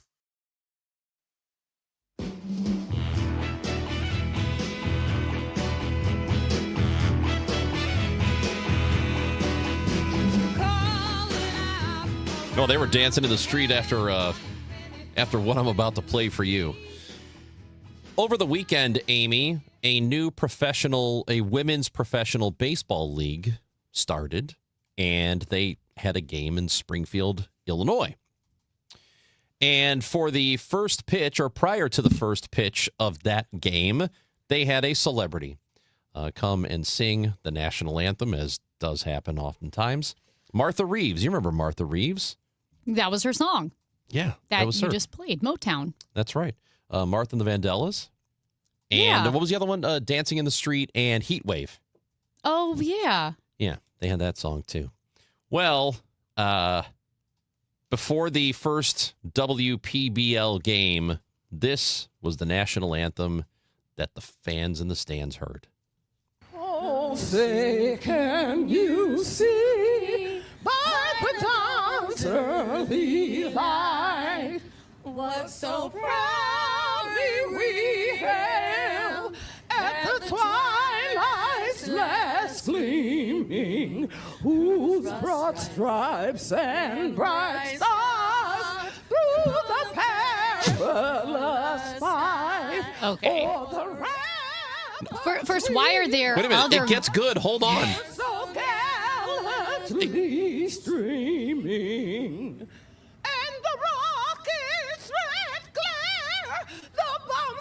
Okay. But, okay. Look. This makes me really sad because... It does? Yes. This had to have been rehearsed. And if... Well, that's not necessarily true. But I would think... Okay. The obvious is that shouldn't have happened. But why? Who were the other girls? I don't know. Why were they singing? I don't know. It was who were they and why were they there? They probably weren't even invited. I think they're just wearing showed up. cowboy hats, I believe. They're both wearing cowboy hats. That's up there. That is an all-timer. That is an all-time bad national anthem. Yeah, it's really, really bad for multiple reasons. But man. Why did Martha Reeves even need those two girls I don't know. to Might be as well there? Throw Frankie Valli out there, see what happens. Or Rod Stewart. Didn't Rod Stewart have a really bad performance a few weeks ago? Oh, did he? I don't know about that. I know he had to pause a concert to hit some oxygen, but he was in Colorado. So might be the altitude. I saw him almost 20 years ago. Rod Stewart? Mm-hmm. At Enterprise. Yeah. And a couple things happened. One, he and I were wearing the same jeans. Black jeans, because bedazzling was in back then, and the back pockets had little diamond studs around the pockets, so they were bedazzled. He also had bedazzled jeans, and there were some, I think, work people there, and one of the work guys noticed that Rod Stewart and I were wearing the same jeans, so I never wore those jeans again. And also, Rod Stewart would disappear beneath the stage, maybe 5 or 6 times throughout the concert, every 20 minutes or so. For a nap? To get his hair sprayed up again. Oh. Because his hair would go kind of limp and wouldn't have that Rod Stewart volume. Yeah. So he would disappear, and every time he came back up, his hair would be puffier. I've seen costume changes at a show. I think he changed maybe his shirt. Never seen a hair change. Makes sense. You can't have flat hair if you're Rod Stewart. No, you cannot have flat hair if you're Rod Stewart. You know, Ryan O'Reilly, who played for the Blues, when he was in the All-Star game several years ago, the NHL All-Star game, and they announced him as, I don't know, something, and he came out for the skills competition. He came out to Rod Stewart's "Do You Think I'm Sexy?" Okay. Do you think that what happened prior to that national anthem was they just, that's a Motown star. She's going to be fine. Or do you think there was some kind of audition? Can we hear it first? That's what I'm saying. You have to hear it first. And why were those other two girls there? Do you think the other two girls were going to sing the anthem and then Martha Reeves said, well, I'll sing it, and they didn't want to say no? So they kept the two girls and Martha Reeves, who look like they've never met before. I don't even know that they were standing next to each other. Maybe it was a fan contest. You two, come here. You guys come out here and help me out with this. It was so odd, but it was so odd on every level. Ugh. Today at 5 o'clock is Major League Baseball's trade deadline. The Cardinals, no movement yet. Will they do something before the day is over? If so, what? We're going to talk to Matt Pauley, the host of Sports Open Line, when we come back on KMOX.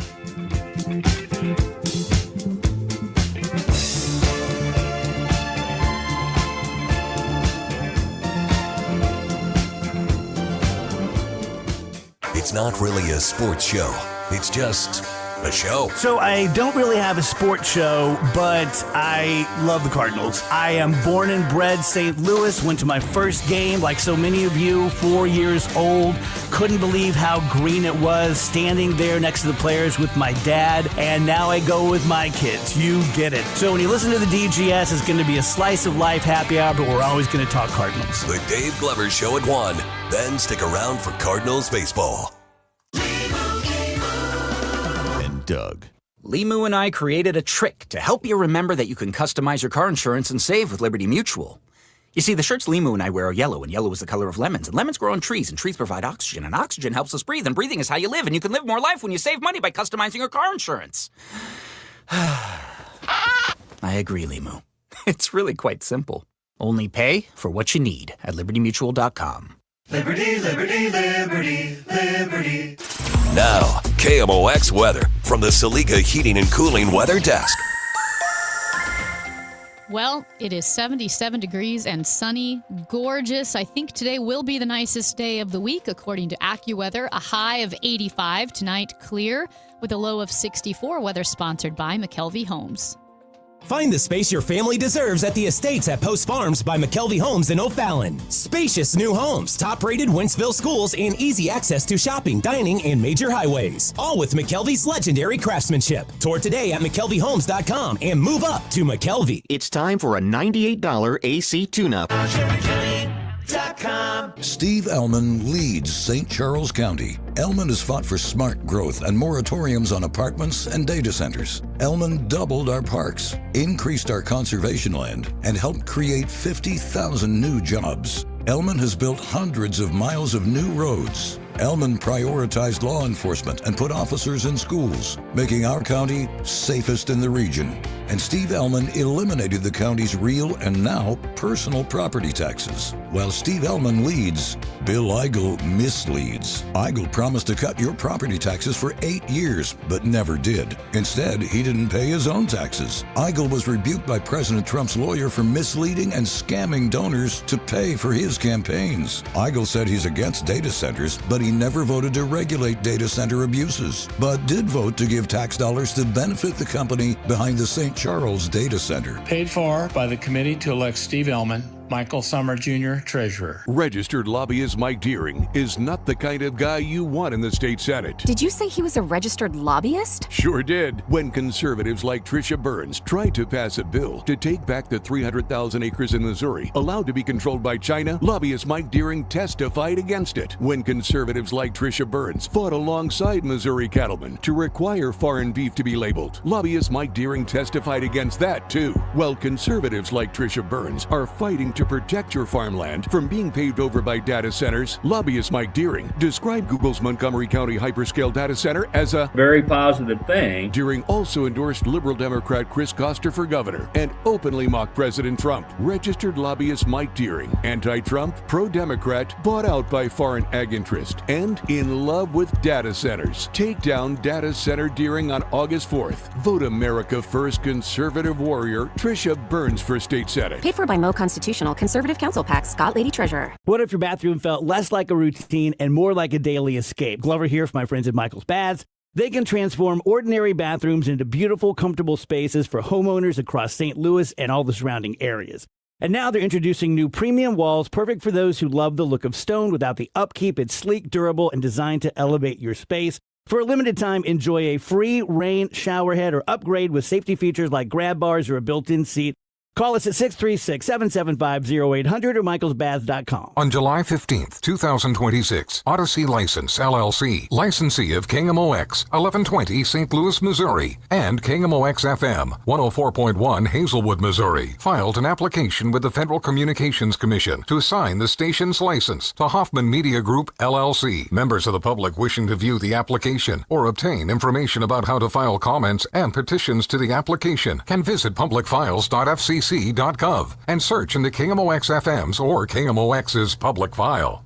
Get inside your Redbirds in the 2026 season every Tuesday at noon. It's All Access with Cardinals manager Ollie Marmol on your voice of the Cardinals, KMOX. Walker hits it hard, left field base hit. 2 runs are going to score. 5-1 Cardinals in the 9th inning.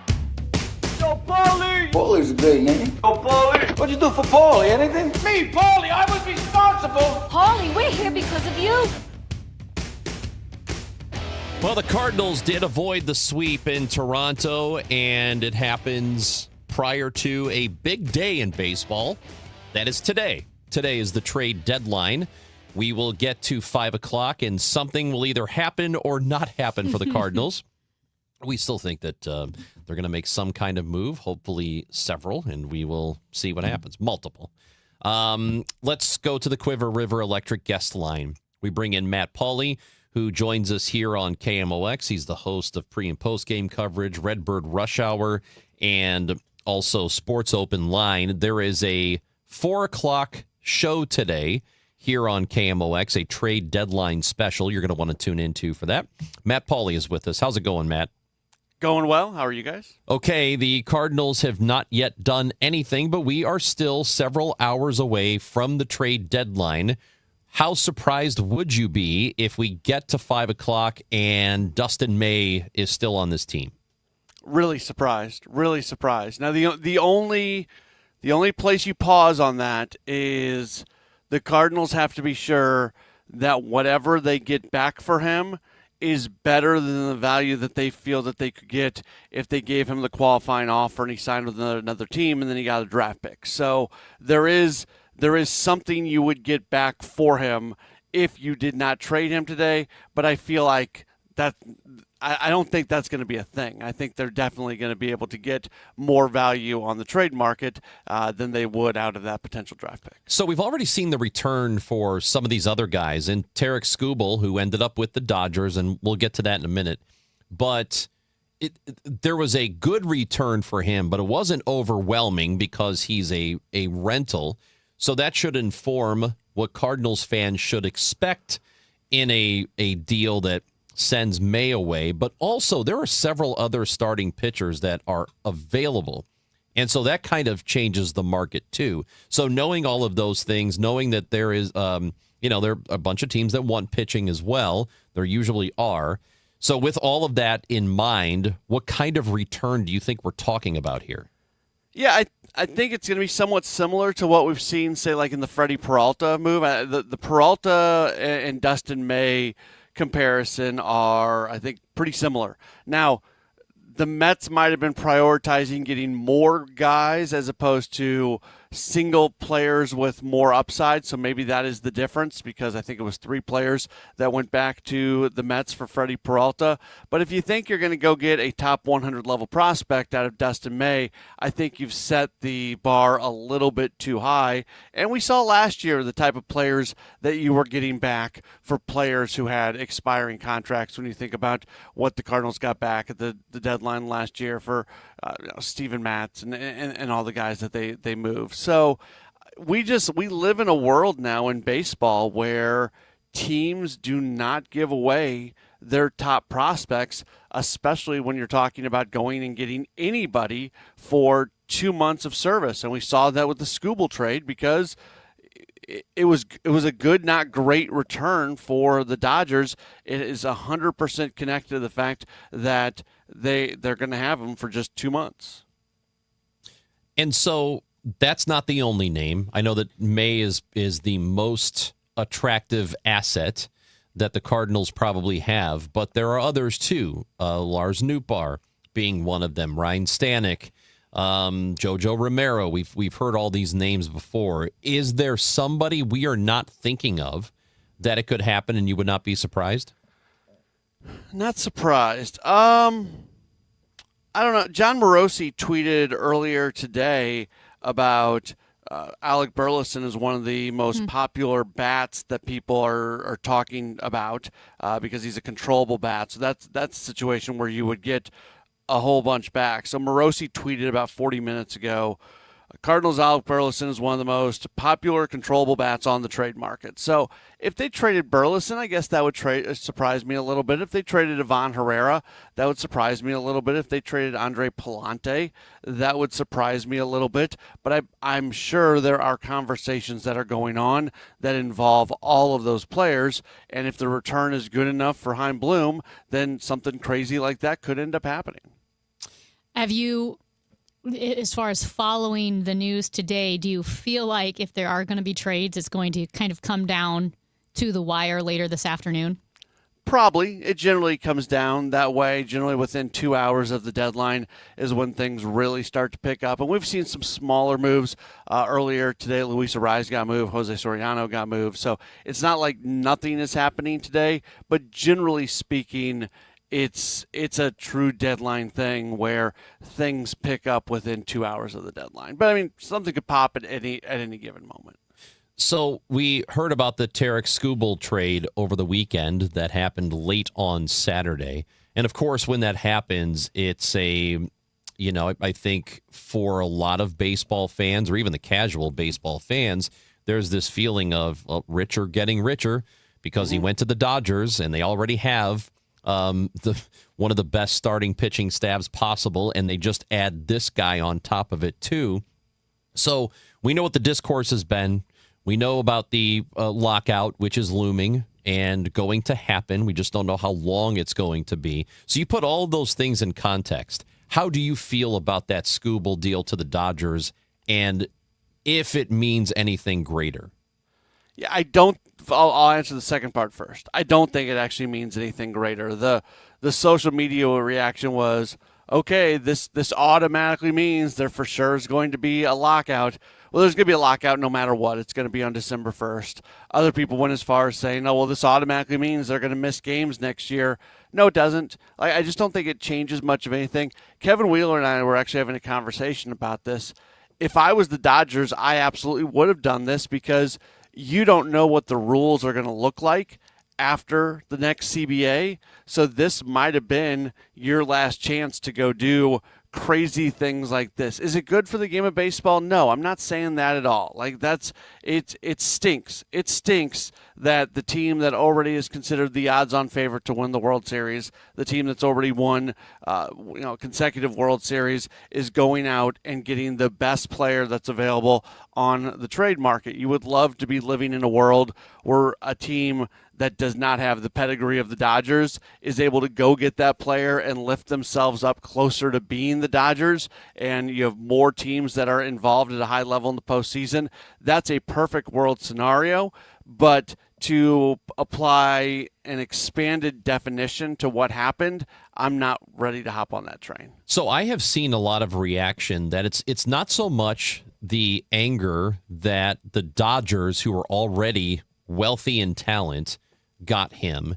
It's that teams like the Brewers absolutely could have made a deal for him if they wanted to. They could have offered enough, because it's not like that return that the Tigers got for Skubal is crazy, or that some other team like the Brewers could not have matched. The Rays could have matched that as well. So there's a conversation there.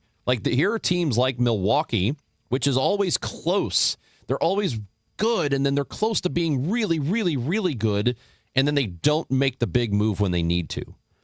Yeah, I do agree with that part of it, and it's weird with Milwaukee because you think about what they got out of CC Sabathia years ago, and he had that incredible run down the stretch, and they did not win a World Series that year, but what Sabathia did for the Brewers is like a thing of lore. Like, he is beloved in Milwaukee, and he played for the team for basically 2 months. He went into their Walk of Fame or whatever it's called. I mean, you would have thought that CC Sabathia was a 10-plus year member of the Milwaukee Brewers just based off what he did over those 2 months. Yet, when they have the opportunity to try to replicate something like that, they don't go for it. And you have to pick and choose your spots.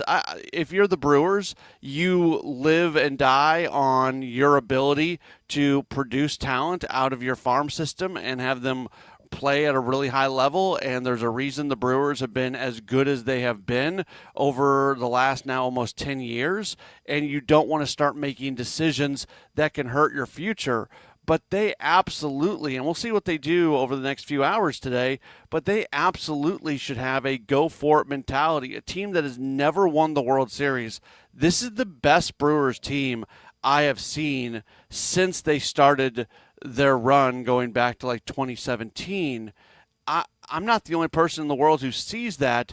So if you're a Brewers fan, I think there is disappointment that this organization, even if you're mortgaging the future a little bit, go give your team a more legitimate chance to go win the World Series. Does anybody think right now the Brewers are beating the Dodgers in the NLCS?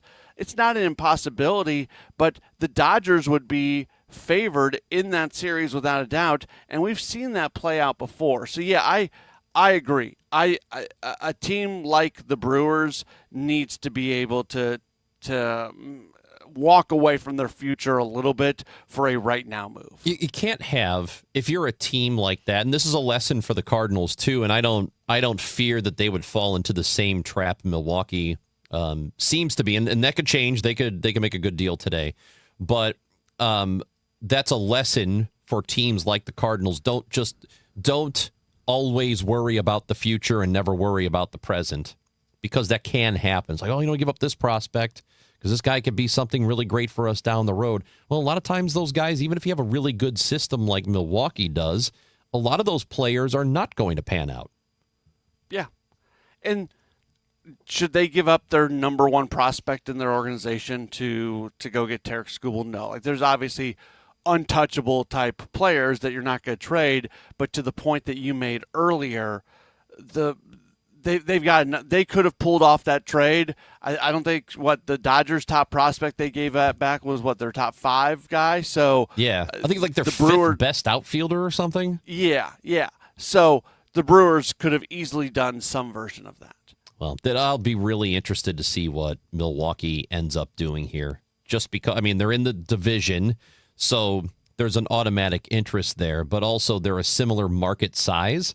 And I'm always fascinated by how they operate. They're a really good organization, but there's always something missing, it feels like. I would agree. So you are on 4 o'clock today. You've got the special. Yeah, it'll be Dave Glover, Kevin Wheeler, Bernie Miklasz, and myself, 4 o'clock. Trade deadline is 5 o'clock, and then that will lead us right into Cardinals baseball. They're out east playing the Yankees tonight, so that's a 5:10 pregame tonight. So we'll have you taken care of through then. All right, Bubba, thank you. You bet. Yo, Paulie, your sister's with me. I'll call you back later. See ya. And you can keep it right here on KMOX because Tom Ackerman is providing live updates throughout the afternoon. So the morning and afternoon. So if something does break, we will let you know. If the Cardinals make a move here, Tom will bust into this room and he will say, guys, big news. I hope it happens. It's very exciting. It is. Well, we're the home of the Cardinals, so we're going to be on top of it. And I will just say, as far as like reporters or Tom Ackerman breaking into Studio B during our show, sometimes Maria Kina will come in or Megan Lynch will come in to get headphones that they forgot. But whenever a reporter opens the door, my brain goes worst case scenario. Yeah, something bad just happened. Something bad just happened. And it didn't. I just forgot something. That's all it is. But today, if Tom Ackerman comes in because he forgot something, I'm going to lose it. Yeah. Like if he opens that door in I'll go 2 minutes, I'll go tell him not to come in here unless he's got something. Don't even bother showing up. So yes, keep it right here. We will keep you updated at the Cardinals make a trade as soon as it happens on KMOX.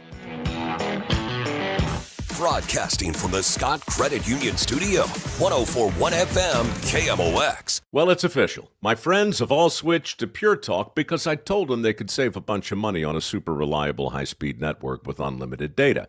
And because they're my friends, they trust me. As for the rest of you, well, Pure Talk understands that even though you might like me, you're not just going to take my word for it, nor should you. For that reason, and for a very limited time, Pure Talk is offering any of their plans for just $15 a month for the first 3 months, including their top-tier unlimited plan that normally sells for $65 a month. Think of it like a test drive, a super simple way to save $150 while you kick the tires on Pure Talk's blazing fast network, and a fine way to see for yourself why I switched from big wireless, along with a few 100,000 of my closest friends. Dial pound 250, say Mike Rowe, and be connected to Pure Talk's friendly U.S. customer service team. Again, dial pound 250, say Mike Rowe, and let the savings begin. The 3-2 pitch with the runner going a swing. Ready to elevate your game? Join the MBA Sportscasters Forum on Tuesday, September 15th in St. Louis. Learn from Cardinals beat reporters, broadcasters, and Hall of Famer John Rooney as they break down play-by-play, reporting, interviewing, and covering the game. Then cap off the day with the Cardinals versus Giants at Busch Stadium. Step into the booth, sharpen your skills. Go to KMOX.com/events for details and registration. This is the story of the one. As a maintenance engineer at a beverage manufacturing plant, he starts his day knowing every line is ready to run because Grainger delivers the industrial-grade products he needs to keep mixers, conveyors, and packaging equipment moving. With Grainger's vast selection of bearings, belts, and motors, he keeps operations running smoothly, so nothing grinds to a halt. Call 1-800-GRAINGER, click Grainger.com, or just stop by. Grainger, for the ones who get it done.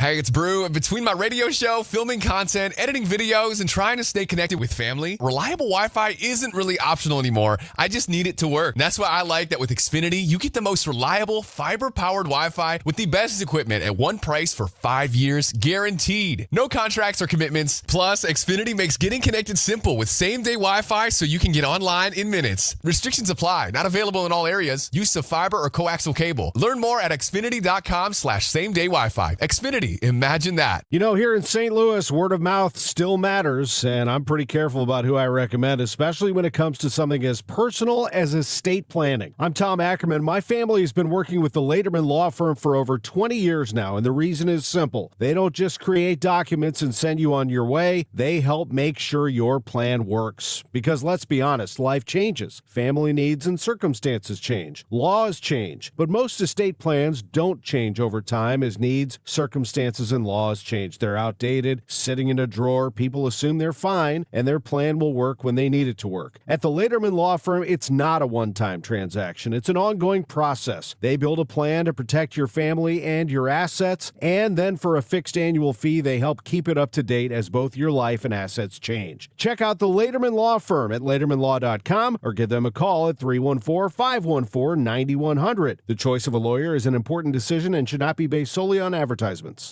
Can you believe politicians nearly doubled state spending since 2019? Yeah, that's twice the rate of inflation. What do we get for all that extra spending? Nothing. Yeah, and get this, over 200 loopholes are buried in our tax code, written by lobbyists for wealthy corporations. Our tax code is rigged against us. We get taxed on our paycheck, our home, everything we buy. I guess somebody's got to pay for all that spending. That's why we need Amendment 5. It puts politicians on a leash. Forces them to cut taxes and control spending, whether they like it or not. Amendment 5 closes the loopholes, eliminates income taxes, cuts property taxes, and gives $3,000 a year to average working families. We decide, not the politicians. Amendment 5 is the biggest tax cut in Missouri history. I'm voting yes on Amendment 5. Paid for by Missouri Promise PAC. Mark Ellinger, Treasurer. Chris Ranji, Amy Marks Kors. The Chris and Amy Show on 104.1 FM, KMOX. I went to Tom Ackerman just quickly before we move on here, and I told him, look, because of the volatility of the day, people are on edge. Yeah. Because it's the trade deadline. Do not come into the studio unless you have something for us. And he said his exact words were, I will do what I damn well please. Oh, my gosh. So just so you know. That is so Ackerman. Yeah. But he will pop into the studio if the Cardinals make a trade. So just keep it right here. The deadline is at 5 o'clock today. We got you covered. So don't worry about that. You know what else we have covered? Millie, the Millennium Millie the Weed. Yeah. We actually had a texter right as the show started. Asked how Milky the Weed was doing. I think it was maybe an autocorrect. Autocorrect. Milky the Weed is not bad, but Millie the Weed is doing great. And what's funny is, I wonder if that texter was Michelle Reeser West, because apparently the Garden Hotline show didn't believe our proof of life photo of Millie. Well, this may have been before the proof of life. This was definitely after, because it was this weekend. Yeah. That Michelle. When is the show? 2 days ago. 2 days ago. Saturday? Yeah. Yeah, I don't think we got the photo. No, I'm sorry. I mean, the one that looked similar to Mitch McConnell. Michelle Reeser West and the Garden Hotline. Oh, that old did photo. not believe, our old photo. I'm talking about the update. Yes. All right. We said we had planted Millie, but apparently Michelle Reeser West said this on Saturday. We did get a text in asking about the text that didn't you mention one time putting a big container up on the roof at KMOX? What happened with that idea? And I think this listener is referring to the weed that was on top of the Millennium Hotel, Millie the Weed. And that plant was actually taken, says Chris Ranji, and planted in the ground somewhere over in Illinois. He was kind of vague about it. I heard about it by listening to their show. He did not give me an update. But if you guys are listening to the Chris and Amy show this week, please call them or text them and ask Chris to give us an update on Millie the weed. And I honestly would love some photographic evidence that it is in the ground and doing well. So if you guys could help with that this coming week, ask Chris and Amy about Millie, and we need an update. We want to have pictures. We want to see how well she's doing. Weather's been nice. She should be thriving. So we need an update, Chris and Amy. What's going on? Okay, Wow. so she's calling us out again. She's calling you out. The so says Chris Ranji. Yeah, that's, you should take that one to the heart. Well, Millie is doing fine. Millie is in the ground, and we do have proof of life on the stream if you want to. If you're on the stream. Yeah. Michelle Reeser West, if you're listening, you should be watching on YouTube because we have a picture. Yeah. I guess we're going to are we posting this picture? Yeah, we can. Sure. Yeah, we'll post this I picture. have a better one, too, that I can give you. What's but next to Millie? Is that a decorative stone? It looks like a decorative stone. Yeah. Yeah. So That's Millie nice. is doing fine. Millie is in the ground, not buried, thriving, moving upwards. And it looks like new stuff is sprouting. In the ground, meaning planted, not like 6 feet under. Correct. Yes. Correct. So I did think about this because Millie, we believe, is not native to Missouri.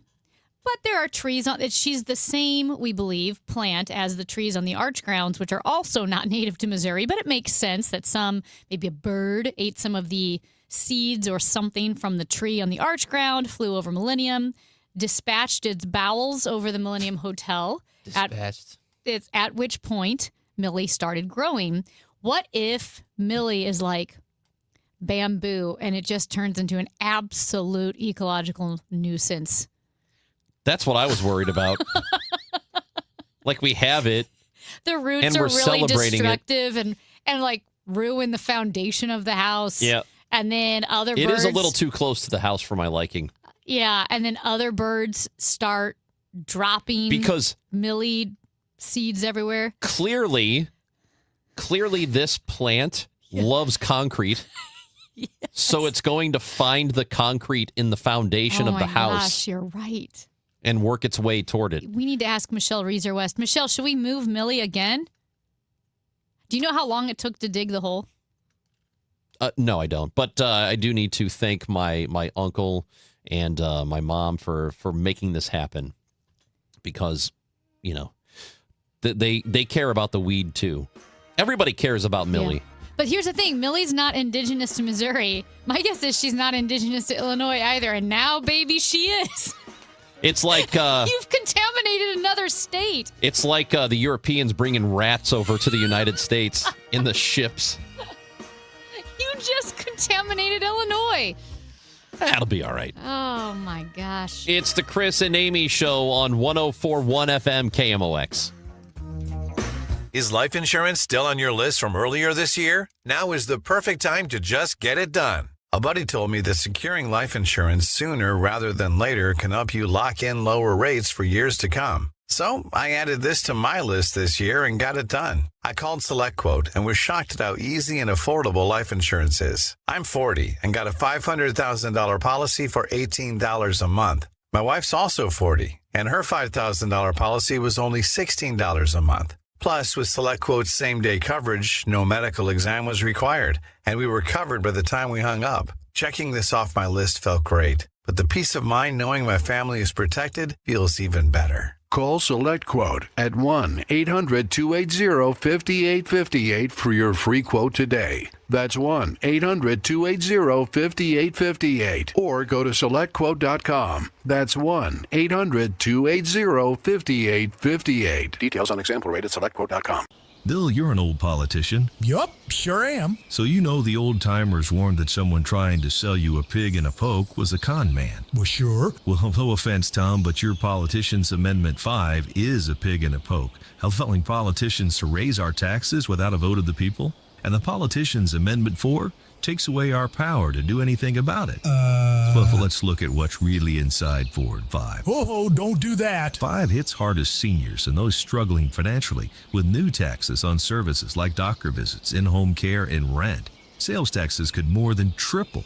For up to 80% of Missourians, it's a tax hike. And Amendment 4 ends majority rule, effectively ending our power to stop corrupt and out-of-control politicians. Slick plan, huh? No, Tom. 4 and 5 are schemes that hurt citizens and transfer our power and our money to politicians and lobbyists. That's why I'm voting no on the Politicians Amendments 4 and 5. Paid for by Missourians for Fair Government. We all hear the radio ads about the IRS. They tell you to be afraid, to be scared, and they try to frighten you into calling. I'm not here to do that. Tax Relief Advocates is different. TRA is here to tell you that if you owe money to the IRS, whether it's $5,000, $50,000, or $500,000, we have a solution. It doesn't matter if you're sitting in your car, at work, or with your kids. No matter where you are, call now. 800-575-9834. Don't lose hope. TRA can eliminate or reduce what you owe to the IRS. Generous programs are now available that can give you a fresh start. Our passion is taxes and helping individuals fix their IRS problems. We have over 1,000 5-star reviews on Google and an A+ with the Better Business Bureau. You don't need to be afraid of the IRS any longer. End your tax nightmare today by visiting us online at TRA.com or call 800-575-9834. That's 800-575-9834. Tax Relief Advocates. Real solutions for real people. News, talk, cards. KMOX AM St. Louis. KMOX FM Hazelwood. Always live on the free Odyssey app. It is 11:01, sunshine 78 degrees in downtown St. Louis. I'm Debbie Monterey. Ohio Senator Bernie Moreno is now calling for a member of his own party to leave Congress. That would be his ex-son-in-law, Ohio Congressman Max Miller, amid accusations Miller abused Moreno's daughter and granddaughter. ABC's Jay O'Brien has more on the accusations leveled by his ex, Emily. In a February police report obtained by ABC News, Moreno told authorities her daughter came back from staying with Miller and had a fractured collarbone and what appeared to be a handprint bruise on her shoulder. Moreno also detailed an alleged pattern of abuse against her, alleging Miller threw her against the wall weeks earlier and saying in 2024 he held a gun to her head and separately threw hot water on her. Moreno told authorities her toddler said, "Daddy, kill you." Senator Moreno had refrained from commenting on the matter for months, and Ohio Congressman Jim Jordan claimed to not know anything about it. Miller has the endorsement of President Trump.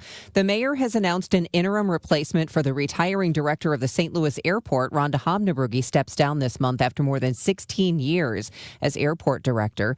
The airport's deputy director of planning and development, Gerald Beckman, will fill the role until a permanent replacement is found. Beckman is currently involved in development of the airport's terminal revamp.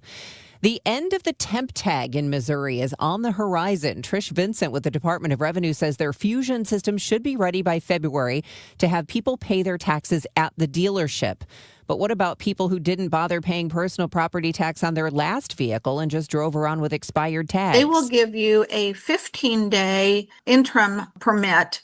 But we're going to track those. Right now, we can't really track the temporary tags because of our system, but we're going to be tracking those. And those folks that have not paid the personal property will have to go into a license office to complete their transaction. Otherwise, at the dealership, you will get a temp permit with plates mailed to your home within a few weeks. The trade deadline is nearing, and we get the latest from Tom Ackerman. Debbie, 3-time batting champion Luis Arraez has been traded to the Phillies. The Giants sent the 4-time All-Star to Philadelphia for a pair of prospects. Arraez will play second base for the Phillies. They also get a right-hander, Caleb Killian, in that deal. The Phillies also picked up lefty reliever Brooks Raley from the Mets. Starting pitcher Jose Soriano went from the Angels to the Blue Jays. Chaim Bloom, the Cardinals president of baseball operations, tells KMOX often these trades do come down to the final hour. We will cover it for you. Gas House Gang at noon, a special edition of the Redbird Rush Hour at 4 with Kevin Wheeler and Matt Pauley, and the deadline at 5. I'm Tom Ackerman, KMOX Sports. A nice afternoon with plenty of sunshine and low humidity, the high 84. Then tonight will be clear, low 68. Mostly sunny tomorrow. Very warm for the afternoon, high 90. On Wednesday, a mix of sun and clouds, rather hot and humid, high 92. From the Saliga Heating and Cooling Weather Desk, I'm AccuWeather meteorologist Joe Lundberg on 104.1 FM KMOX. It's sunny and 78 degrees. The weather sponsored by Sandberg Phoenix Law Firm. I'm Debbie Monterey, KMOX News. At Sandberg Phoenix, we're more than just a law firm. We're partners committed to you, your business, and your community. From family law to litigation, we're ready to serve. Visit sandbergphoenix.com. The choice of a lawyer is an important decision and should not be based solely on advertising. The Chris and Amy Show on 104.1 FM KMOX and the free Odyssey app.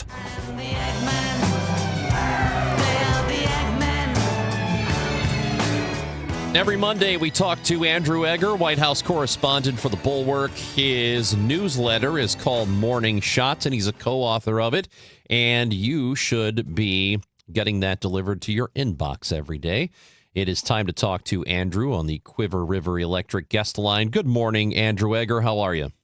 Hey, guys, I'm great. I've been so busy lately, I did not realize until you mentioned it on the show 1 second ago that today is the trade deadline. And now I'm really freaked out and nervous. As you should be. Are you worried that the Cardinals will not do anything significant? I don't know. I want them to I want them to stick with the plan, but I'm still going to be crabby. You know how it goes. You know, like you want to see the good moves happen, but you cry when they leave. You know, I'm ready for a real seller day, but we'll see. All right. Well, you know what you do? Stay on KMOX all day because Ackerman will have your updates for you. That's I'll have right. to, yeah. That's right. When you hang up here, you can keep listening to us. Andrew, let's see. Let's go to the acting Attorney General Todd Blanche, who has officially terminated Trump's $1.8 billion anti-weaponization fund. And was this a move he was going to do anyway, or was this a move to try to convince some other Republicans to go along with him to be Attorney General? Yeah, so the devil is in the details for this a little bit. That weaponization fund had been a brainchild of Blanche's. It was basically part of Blanche's audition process. He had already been the acting attorney general, but he brought this forward and was the poster child for this fund as part of his bid to convince the president that he should be made the attorney general on a more permanent basis. That fund ran into a lot of trouble in the Senate. It was opposed by a lot of senators. And so a number of weeks ago, Blanche had already pulled the plug on the fund, had already said, you know, we've abandoned our plans to move forward with this. But there were a couple of senators, specifically Tom Tillis of North Carolina and John Cornyn of Texas, who had said, we need some more assurances than this. We actually need the Department of Justice to put down in writing that this fund is over with and done and dead before we will be willing to move forward with confirming you, Todd Blanche, to be the Attorney General. And there were days and days of a weird standoff over this, where it was not incredibly clear why the White House was digging in its heels, whether they were just sort of resented being told by these two senators who are not really in good standing with Donald Trump that they had to give these concessions or these additional guarantees, or whether Donald Trump actually still really wants to revive this fund, and that's not super clear. But until last night, that was very much up in the air. Now Blanche has apparently struck an agreement with these two senators, basically saying the fund is dead. It's not going to go forward. There will be no extending the terms of this settlement deal beyond the parties who were part of this lawsuit in the first place. So no weaponization fund now as a matter of writing, which is going to be enough for these senators, and it's looking likelier than ever that Blanche will promptly be confirmed. But also, what's the within this deal? There is that IRS immunity, and the president obviously does not want his taxes scrutinized by the IRS, and so that part stays intact. Correct? Yeah, it's been curtailed but not removed. So basically, one of the things that raised the most objections about what seemed to be the initial terms of this settlement fund, or sorry, just the settlement in general, is that not only would the IRS drop all current matters into the president's taxes, but the IRS would actually agree not to examine the president's taxes or his family's taxes in perpetuity going forward. It was basically a lifelong get out of audits free card from the IRS. That has now been drawn back. The IRS is agreeing to basically give the president immunity for pre-existing funds or pre-existing audits. They're dropping any ongoing matters that are prior to now. There is no longer going to be this sort of like permanent golden ticket as part of this settlement, which was another thing that these senators wanted to see. Andrew, I know every time we have you on, we bring up the Iran war because it's continued, and I know there are always more question marks and answers surrounding it, but over the weekend, Trump did back down on the strikes against Iran and his proposition for attacking Iran full scale. Where do we stand with that right now? And the U.S. has backed off on some strikes, correct? Yeah, I honestly don't know if there's that much more to say than we have said so many times already talking about this war, right? I mean, the president continues to move back and forth between these two sort of messaging poles of, Iran better shape up or we're going to bomb the heck out of them. And then he bombs for a while and then he goes back to, all right, did that shake anything loose? We're going to negotiate for a while. And then he finds out that there are no real new concessions in the offing, moves back to the bombing. And I just... I sort of struggle to summon up anything new to say on this department other than that we're sort of back on the peacenik foot as far as the last few days are concerned. What about not so much from the front in Iran or the news in Iran, but with elections and midterms coming up? Is this war in Iran affecting Trump or Republicans more and more? Is it becoming a real problem for him?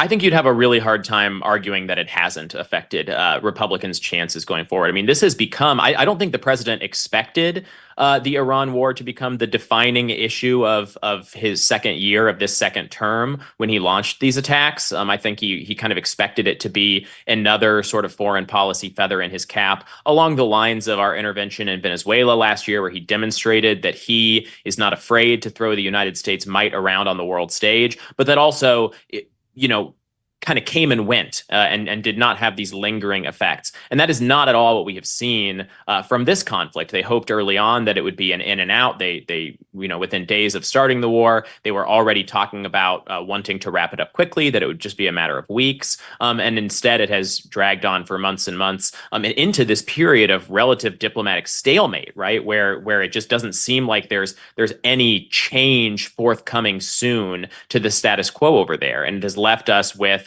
a lot of certainly a geopolitical black eye. I mean, it has been sort of embarrassing for the United States that we've been unable to accomplish our aims on the world stage here. But crucially, when it comes to the electoral consequences of these sorts of things, some people vote on foreign policy, but it's not extraordinarily high on everybody's priority list. How the world is perceived to perceive America. But what people do care about is a lot of these economic knock-on effects that have persisted and that seem likely to continue to persist. We had a certain amount of traffic for a very brief window in there. It seemed like the Strait of Hormuz was partially reopening. It seemed like we had that memorandum of understanding. We were moving toward a deal that would have allowed flows of oil to move back around the world. And instead, every time there's a new outbreak of fighting, it seems like we are moving in the opposite direction of peace, that the war is getting bigger, that hitting more new fields, getting more new countries getting pulled in, ensnaring new waterways. The Red Sea has become sort of difficult to ship through because of Houthi attacks related to this conflict in Iran. And all of that just has these cumulative economic effects when goods and services, goods and commodities, I should say, commodities like oil cannot transit these waterways freely. It's just more expensive to move stuff around. People pay more for stuff everywhere. And they notice that even if they're not paying very much attention to politics, it cuts against the economic message that the president wants to have at the forefront of everybody's mind. He wants to be seen as the guy who turned the page on Biden-era inflation and made things more affordable for people again. And people just aren't feeling that as they go through their lives. Even if they don't directly blame the president for it, he still has to pay a price because he's the one in charge. He controls the status quo. And oh, by the way, a lot of people do directly blame the president for it because it's his war. Talking with Andrew Egger on KMOX, and there's also this situation that has developed with Republican representative out of Ohio, Max Miller, who has these abuse allegations that he is currently facing. He says he's not going to step aside, but up against that, Graham Plantner had allegations against him, and he was defiant at first, and eventually he stepped aside. He's not going to run. Eric Swalwell had the sexual abuse allegations. He resigned his seat in the House. So what's going to end up happening here with Miller? Yeah, I mean, you have seen in recent years quite a few politicians try to sort of see how far you can go in brazening it out through scandals like this. And that has been, up until really recently, Max Miller's posture toward this. These allegations have come up from multiple women, from not just his former wife, Emily Moreno, but also Stephanie Grisham, former Trump administration staffer who dated him in the past. There are other allegations from earlier in his life. These things have been pretty extensively reported, but it was not until yesterday when Miller, very inadvisably, by the way, I think a lot of people would say, decided that he was going to address these things directly. He did this big live stream where he released a bunch of information, a bunch of text transcripts and audio recordings from his divorce proceedings with his now ex-wife, who had accused him of all these things. And none of it seemed very compelling. A lot of people were like, what's going on? Why are you the one who's releasing all this stuff that makes you look worse? And most importantly, it finally shook loose, as you alluded to, a statement from Ohio Senator Bernie Moreno, who is the father of his now ex-wife, and a Republican senator and a Trump ally. So whereas previously Max Miller had been trying to portray this story as, me, the witch hunted Republican congressman against, the liberals in the media and the Democrats and all of this. Now it takes on a very different character because there's a permission structure for Republicans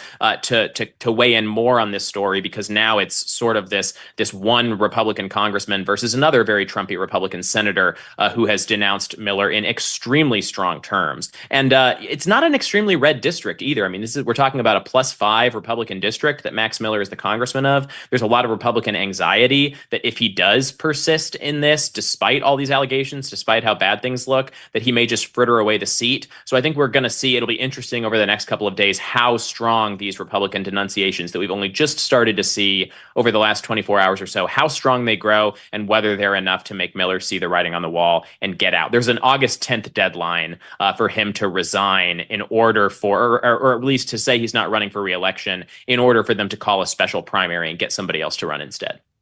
Hey, Andrew, I don't know if you've followed this specifically, but I did want to ask you about it.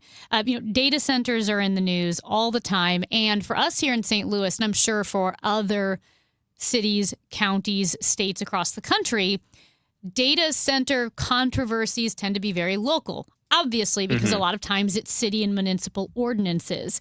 And we had a county just outside of St. Louis County, in Franklin County, we had a Pacific, Missouri, like all the city council members were voted out because people felt betrayed by how they voted on approving data centers. So my question is, over in Washington, D.C., when you're looking at U.S. representatives or senators, how much conversation is happening around data centers there? More and more is the answer. I think that as recently as a year ago or even 6 months ago, a lot of people were not really picking up on this as an issue with a lot of political salience, and that is beginning to change very quickly. There is an overwhelming sort of push among a lot of people of both parties. There's just sort of this big nascent political energy where people are starting to turn against the construction of these centers as an issue. I would actually, by the way, I think a lot of this is really overblown. I think there's a lot of misinformation that goes around about data centers. The stuff that you hear when people talk about it and the stuff that you see go around online about water use and electricity use and pollution. A lot of this stuff is genuinely just not accurate when it comes to assessing the ramifications of putting these centers in. But, that being said, there's still enormous political energy. There's still enormous anger. And as you say, it's starting to have repercussions in actual politics. It's not just a matter of people don't like this. It's a matter of people don't like this, and they are already showing that they're willing to vote on it. Right. As you just mentioned. And I think that as we move into certainly this cycle, but I think 2028 is going to be gigantic when it comes to not just data center construction, but AI policy in general. It's a more and more all encompassing and really in your face and present part of everybody's lived experience online, the consequences of living in this sort of AI on age. And that is going to have enormous political consequences that we've already started to see over the next few years. Andrew Egger, we love talking to you. Thank you for being with us, and we will keep you updated on the trade deadline. We'll let you know what the Cardinals do. Thanks, guys. I appreciate it. I'll follow along. That's Andrew Egger, White House correspondent for The Bulwark. His newsletter is called Morning Shots, and you should subscribe to it. And yes, As I mentioned, KMOX, that's us. We will keep you updated if the Cardinals make a trade today. The deadline is at 5 o'clock. We do expect them to get something done between now and then. And Tom Ackerman will have your updates on KMOX. It's August now, but I mean, really, still at least a month of summer weather ahead of us. So if you know that you're going to be outside hanging out on your deck or your back porch, listening to Cardinals baseball, maybe hosting some parties before the kids go back to school, you want to visit Rottler.com or give Rottler a call. Why? Well, I know one of the biggest pests that can really ruin an outdoor gathering are mosquitoes. It's no fun when you're sitting out there and you're getting eaten alive. Well, Rottler can help reduce mosquito activity for weeks at a time so families can really enjoy their outdoor spaces. They do this by identifying and treating mosquito breeding areas. And what that does is, like I said, continues to reduce mosquito populations, and so you can hang out outside without getting bitten quite so much. Same thing with ticks, especially since we had a mild winter. It's been a really bad tick season. Rottler can treat your yard for ticks as well to protect your family, your friends, and your pets. Your first inspection is always free, so give them a call. A real person will answer the phone, and technicians can offer same-day or next-day service. Visit Rottler.com. Looking for a career change? Well, the Gelman team with eXp Realty is hiring. Their unmatched blueprint to success, real support, and proven systems help agents take their business to the next level. Level up your future and earning potential. Take the first step at thegelmanteam.com. Listen up. If you have not paid self-employment, business, or individual taxes in years, the IRS will find you. Hi, this is Lance Story with the Lance Story Law Firm. I offer real solutions. If you have unfiled returns, unpaid taxes, levies, or liens, call me, Lance Story, today and let me get between you and the IRS. I'll protect your rights, including your right to appeal or even your right to take the IRS to tax court. At the Lance Story Law Firm, our practice is focused 100% on fighting the IRS. Remember, IRS problems are legal problems, and they need to be handled by an expert attorney who's done it for decades. So call the Lance Story Law Firm today. We're local. Our office is right here in St. Louis. Call 314-260-6120 or visit LanceDruryLaw.com to schedule your free consultation with your local tax resolution law firm. The choice of a lawyer is an important decision and should not be based solely upon advertisements. Today, we're constantly taking photos and videos to remember our favorite moments. But what about those captured before the smartphone? What about the memories tucked away on aging VHS tapes, film reels, or in fading photos? These cherished memories are fading away with time, vulnerable to threats like heat, moisture, and mold. But fear not, there's a solution to safeguard your legacy. Hi, I'm Adam. And I'm Nick. Together we founded Legacy Box over a decade ago with one mission, to bring your memories into the 21st century. It's time to bid farewell to old tapes you can't watch and faded photos. Legacy Box transforms them into digital treasures, ready to share with a click. Just like magic, your shoebox of memories is now safely stored in the cloud or on a thumb drive. Over 1 million families have trusted Legacy Box, so you can rest assured your priceless moments are in good hands. Don't let your childhood fade away on old tapes. It's time to digitize those priceless moments. Fast forward into the digital age. Visit legacybox.com/radio. That's legacybox.com/radio. There's a saying, it takes a group of good men to build a barn, and only one to tear it down. Well, a few Jeff City politicians are at it again, tearing things down with Amendment 5 and Amendment 4. No on 5 and 4. 5 takes our money with higher sales taxes, higher taxes on gas, guns, and groceries, a sales tax hike on rent and diesel, seed and feed. 4 takes away our constitutional right to vote and go around the establishment politicians and to stop higher taxes. Takes away our safety valve, a vote of the people to stop or reverse a dumb idea like the everything tax. I'm a no. A heck no. No. No on Amendment 5. No on Amendment 4. No on both 4 and 5. Paid for by No on the Everything Tax. I'm John Morgan of Morgan & Morgan. If you've been injured in a car accident, call America's largest injury law firm. For over 35 years, my mission has been to deliver more for our clients, to deliver more for you. Injured? Visit forthepeople.com for an office near you. 100 years of service and still at your service. KMOX. Chris and Amy on KMOX until the Gas House Gang happens at 12. And we are going to talk to Greg Amsinger. We'll get his trade deadline thoughts. Cardinals have not done anything yet. There was the tweet from earlier today that Matt Pauley referenced from John Morosi, who says basically Alec Burleson's getting a lot of interest. So, we've talked about all these guys like Dustin May and Ryan Stanek and, guys like that, Lars Nootbaar, but it's possible Burleson ends up somewhere. Well, we'll see. And again, 5 o'clock today is the deadline, and KMOX has you covered, so you don't need to go anywhere else. Just stay right here. All right.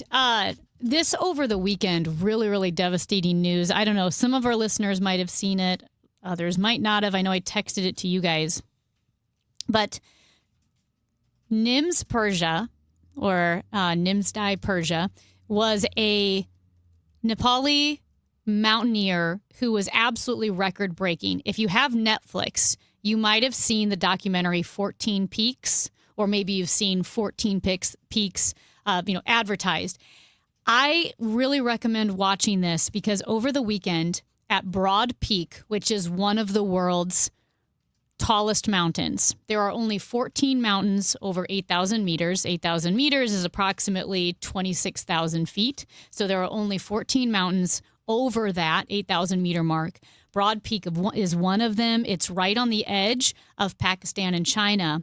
And Nims Persia and 9 other climbers were climbing Broad Peak this weekend when an avalanche, a horrific avalanche, broke loose, and it killed all 10 climbers. They were hopeful that maybe some of them survived, but the thing with the mountains in Pakistan, they're very, very remote, like even more difficult to get to than Mount Everest. And a lot of people who do these big peaks like K2 and Annapurna and Everest will do Broad Peak.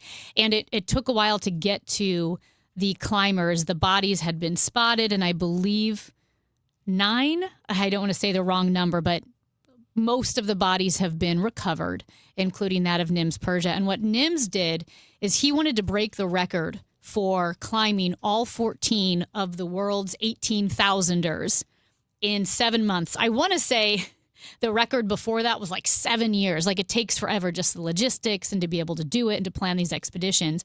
And this was back in 2019. He did it, and he summited all 14 18,000 peaks. He wrote a book. There was that movie that was made about him, the documentary 14 Peaks, and Charlie Brennan and I actually got to interview him. And it was so cool talking to him, and he was so inspiring. And the reason why he did it, because when we talk about people summiting Everest and these mountains, we always talk about, the climber, like Bob Smith did it. But Bob Smith had a Sherpa who's done it 20 times, carrying all of Bob Smith's stuff.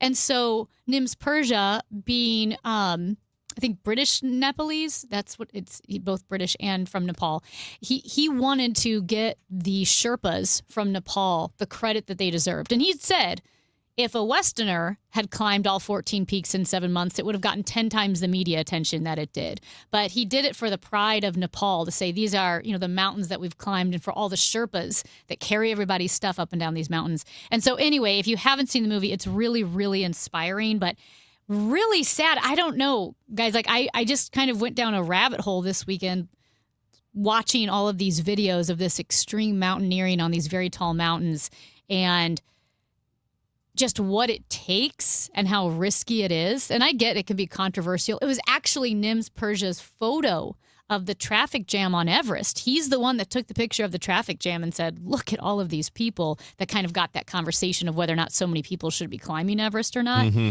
But at any rate, this was a big deal in the 90s. I don't think it is no longer. Yes, it is still very, very difficult. I get that. But I don't feel as impressed if you tell me you've been to the top of Everest now. That I may have been in the 90s when it was a lot harder to do it. There's a whole industry helping people get up there. And here's the thing about it. You can still die. Oh, there's hundreds of bodies, yes. The thing about it is, it's that old saying that the thing about climbing Everest is you don't have to. Yeah. Nobody's making you go up there.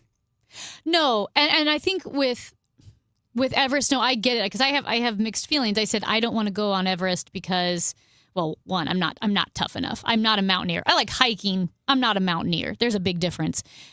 But I also don't want to die next to an orthodontist who's looking for meaning in life, that type of thing. I think, we have to be careful with the regulations, but it's also, there's a lot of pride in Nepal with the Sherpas who do it and help, show people up and down these incredible mountains. I think I get what you're saying, how you feel less impressed because you feel like so many people have done it. I will say, after watching 14 Peaks, the movie, and watching these other little documentaries on Everest, I'm actually more impressed that so many people do it because it's so difficult and risky. Like, I can't believe that many people have done it. If you've said a couple thousand, I think 3,000 people have climbed Everest maybe in its history, or maybe there have been 3,000 ascents. Sorry, I need to figure that out. But at any rate, even that number blows my mind. I could never do it. I don't think I could make it to Everest Base Camp. I don't think I could make it to Base Camp. When I see a photo of hundreds of people in line to get to the top, and it looks like they are waiting for the Screaming Eagle, I'm good, man. I'm just, go ahead and tell me you went to Everest, and I'll pretend that I'm interested and that I am impressed by you, but I am not. I see. That's the thing, is I still am, because I can't believe that many. It's kind of like this. The NFL. There are thousands of people, a few thousand people who've played in the NFL total historically. It still blows my mind. Who did we have in here who played for the Dolphins? Where I'm like, they're freaks. They're so athletic, and there's enough freaks to make a league. Like, that's how I feel. It blows my mind. The NFL doesn't seem possible to me when you think of the athleticism that it requires. Yeah, and it's a lot harder because you're competing against other people for very few spots. Yeah. So that's why sports like that are far more impressive to me. Well, I will say this. The 14 Peaks is a great documentary. And like I said, for me, I can't believe anybody can climb Everest or any of these, like K2 or I can't believe anybody wants to.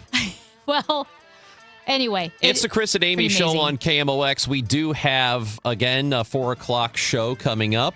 And I think Glover's no longer going to be on it. Glover's going to be out today. But you'll have Kevin Wheeler, Bernie Miklasz, Matt Pauley. They're going to be breaking down the trade deadline. 4 o'clock today is that show. The deadline is at 5, and we've got you covered on KMOX. You've heard the commercials, seen the signs on the lawns. They can mean only one thing. The Missouri primary election happens this Tuesday. Vote, then stay with KMOX News throughout the day for election updates, what's happening in the key primary races, and what you need to know. Wednesday morning, Total Information AM will have results and reaction. The Missouri primary election. We've got it covered on 104.1 FM KMOX. This is the story of the one who keeps multiple buildings running smoothly day after day. Plumbing that flows, HVAC that hums, cleaning supplies that keep surfaces sparkling. That's why she counts on Grainger. With easy reordering online and 24/7 support, Grainger helps her keep the products she needs on hand.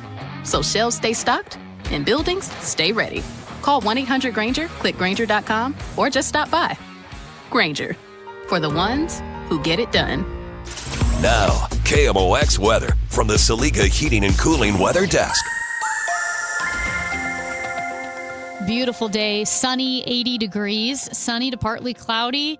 This will probably be the nicest day of the week, a high of 85. Tonight, a low of 64. Weather sponsored by Ricken Financial. Income is the outcome that matters the most in retirement. Join us for Kickin' with the Rickens, Redefining Retirement with Jerry Ricken and Heidi Ricken Provost every Saturday at 3 p.m. right here on KMOX, and get more at rickenfinancial.com. Steve Ellman leads St. Charles County. Ellman has fought for smart growth and moratoriums on apartments and data centers. Ellman doubled our parks, increased our conservation land, and helped create 50,000 new jobs. Elman has built hundreds of miles of new roads. Elman prioritized law enforcement and put officers in schools, making our county safest in the region.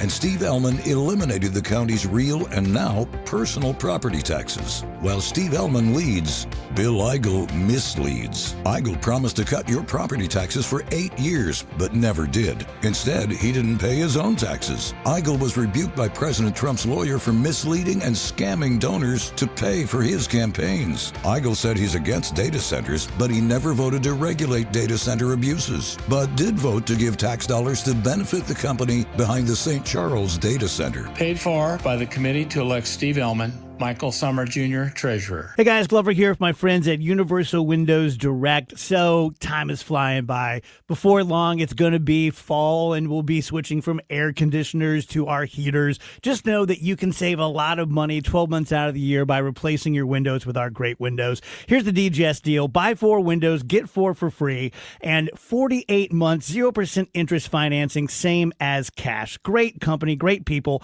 314-334-2522. UniversalWindowsDirect.com. Liberty Mutual customizes your car and home insurance. And now we're customizing this ad for your morning commute to wake you up, which could help your driving. Science says that stimulating the brain increases alertness. So here's a pop quiz. How many months have 28 days? What gets wetter as it dries? What has keys but can't open locks? If you don't want to hear the answers, turn off this Liberty Mutual ad now. 12 months, a towel, piano. Enjoy being fully alert. Liberty, liberty, liberty, liberty. The radical left let crime and drugs pour into our nation, and they let biological men into girls' sports. But here in Missouri, if there's a problem, we fix it. That's why Ann Wagner's fixing the mess the radical left made and delivering for us. Wagner voted to ban biological men from competing in girls' sports, and she voted to fund the police and provide more resources for Border Patrol agents, keeping our families, communities, and children safe. And Ann Wagner didn't stop there. In Congress, Wagner passed the largest working-class tax cut in American history, kept big government out of our business, protected our way of life, and ensured our communities remain safe. That's why Ann Wagner's endorsed by the Missouri Farm Bureau and Missouri Fraternal Order of Police.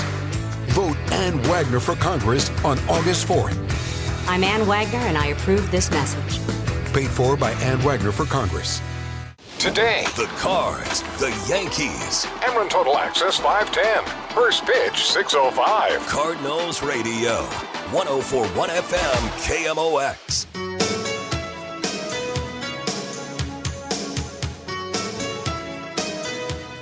So pretty interesting chart from Axios Visuals and Empower Data. Looked at the different generations, boomers, Gen X, millennials, Gen Z, and the salaries that Americans say they consider the minimum to be financially successful. So what salary would you need to consider to be the minimum to consider yourself financially successful? Everybody listening, get a number in your head. All right. So boomers said 99,900. So basically 100,000. Yeah, so 100,000. Gen X, 212,000. Millennials, 180,000. Well, 181, we'll say. 181,000.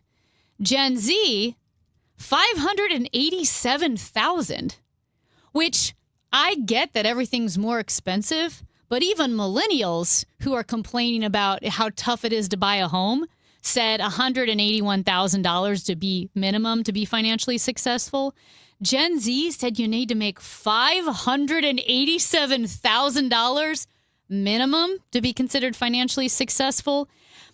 I'm guessing, is it just lack of perspective? Now, Gen Z they're getting married and they've graduated college. Some of them have, right? Are old enough to graduate college. These aren't high schoolers anymore, not all of them. But I don't know if it's lack of perspective that they don't know how much $587,000 a year is. If it's enormous, entitlement. I'm not really sure what it is and why the number jumped so much from millennial to Gen Z, because again, it's not like millennials are boomers where, well, back in my day it was cheaper. Millennials have paid a lot in college debt. They, came of age during the financial crisis in 2008. The millennials are the ones that are talking about how hard it is to buy a home, and yet that number is so much lower. What's interesting is it also looks at how each generation spends its food budget. So, for instance, let's start with Gen X, your generation, Ranj. 38% on restaurant, 9% on delivery, 53% on groceries. So Gen X still spends the majority of their food budget on groceries. Boomers spend 34% on restaurants and 62% on groceries. So boomers who have more money in general than Gen X and millennials spend 62% of their money, their food money, on groceries. Millennials spend 46% on groceries and 56% on delivery and restaurants. Gen Z, they spend 68% on restaurant and delivery and only 32% on groceries. So it is kind of interesting. Yeah, I think that a lot of this has to do with home ownership, that Gen Z sees what has happened in the last several years. And it's not just, since COVID, but it's gotten worse since COVID, what the housing supply is, how expensive it is. And it's something like, it's close to like 20% more that people are for a mortgage payment. It is like 20% more of your gross income than it was, like, even going back to 2018. The housing prices have just absolutely skyrocketed, and they're not really coming back down.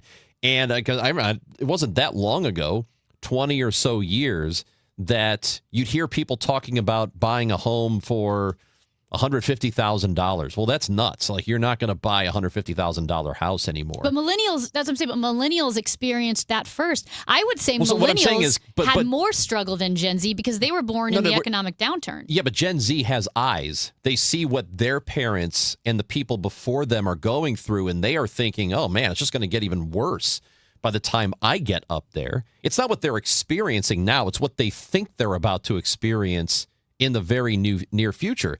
It's going to be tough for them to do all this stuff. And, I know all these. I was just thinking about, went to the City game the other day. And I have a thing about that, by the way. But went to the City game on Saturday, and there's a new development that's been in the news that's going up there. And I don't know if it's going to be rental homes I know it's one big residential building that will have businesses on the bottom of it.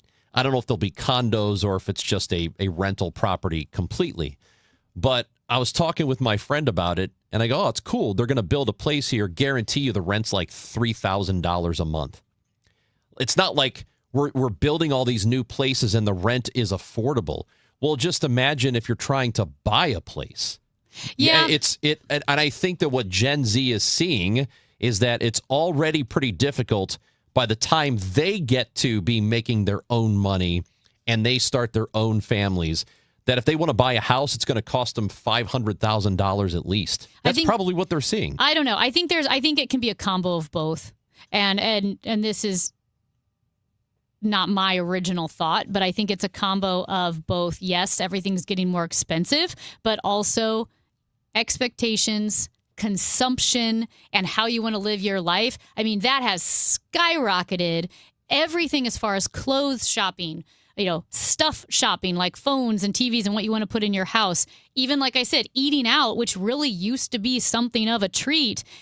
Going to Starbucks, that's expected. A $7 coffee is fine. Door dashing is fine. And I think that that two things can be true, that life has gotten more expensive, but also Gen Z has much, much higher consumption and expectations than previous generations. It could be some of that, but also they see grocery prices are high too, and they're making the calculation that, well, I mean, if I eat out, it's going to be expensive. If I go and get groceries, that's going to be expensive too. So and we have talked about this. I don't know when do you get a good deal anymore? on anything, unless something is literally on sale. Yeah. Very rarely do you go, oh, it's a good price for that. I will say, like, relatively speaking, Trader Joe's and Aldi, which ironically are the same company, but that's a good deal. But when you're looking for a good deal, that's why I have never and never will DoorDash, because that markup blows my mind. Stuff is already expensive. And one thing that I've noticed with hanging around with, high schoolers, whether they're family members or, kids of friends, I'm shocked by the kids who DoorDash everything from, Smoothie King to, Taco Bell, whatever it may be, because again, doing that type of thing, to me even, used to be a treat, but to go get it yourself, but to DoorDash and you're just tacking on those prices. Well, honestly, if you DoorDash, you'd have to find 5 good grocery deals to make up for how much it costs to DoorDash. So that, I think there's a disconnect there. I can't stomach the tagging on the extra cost of DoorDashing when I already know how expensive groceries are. Sure, but it's not all DoorDash that Gen Z is doing. And it's also... But they're doing it a lot more than boomers. They're doing it a lot more than people who are wealthier than they are. But boomers already have their homes. They see the boomers are fine because they've had their homes for however many decades. And I think there's a real psychology to, hey, I'm never going to own a house, so what's it matter? What's it matter if I save? Because that's crazy how much that home costs now. And that used to be $100,000 or $200,000 cheaper. Yeah, and I get that. I feel like that's way heavier with millennials. I feel like millennials feel that. I do, but the jump from millennial to Gen Z, like I said, part of what you're saying, but maybe it's social media. Somehow consumption expectations just skyrocketed. Maybe it's our fault. Maybe, it's definitely our fault. We've bought all this stuff for kids. We've given them a lifestyle that's not sustainable. And why would they want to give it up when they go out on their own? But when you're starting out, you should not be eating at restaurants every single day. That is so expensive. I'm doing just fine. And I don't eat out at restaurants unless it's an absolute treat, because it's just, I'm not going to just be flippant with going out. Yeah, but I'm not going to say that Gen Z, the reason they can't buy a home is because they're eating out. I think that's crazy. No, but this wasn't about home. This was just how much they think it's going to cost to be minimally successful. Because they're thinking about having to buy a home in the future. I don't know. You rent. Don't think so? You don't think that Gen Z sees how much it costs, sees how much millennials are having to pay, and they go, oh, damn. If it costs that much now, what's it going to cost when it's my turn? You don't think unimportant that opinion happens? is that I think Gen Z I think millennials look at homes, and I think Gen Z looks at consumption and rent and everything more than looking at buying a home. Well, if you're thinking at all about what happens down the road, you are thinking about buying a house. Like I used to hear my parents talk about what it costs to buy a home and what a good home price was or what an expensive when I was in high school, $250 was an expensive home. I guess my point is I think Gen Z thinks because you're Gen X, I'm an old millennial, and then there's Gen Z. And I think Gen Z does not think in the same way of home ownership as we do, when we're talking about buying homes. I think they're thinking about cars and clothes and travel and lifestyle and overall consumption that I think they weight the exact same as whatever home or rent would be. You don't think they think at all about what it might cost for them to buy a home in the future? Well, I didn't say that. I said I think they weight consumption of other things maybe just as much as a home, whereas I think millennials and Gen X, home ownership was it. That's what we think about. For them, I do think I think it's social media and I think it's lifestyle more than just home ownership. But you cannot discount the home ownership. I feel like you're just saying it's they want to buy stuff because they see it on social media. More but you're than not, millennials, yeah.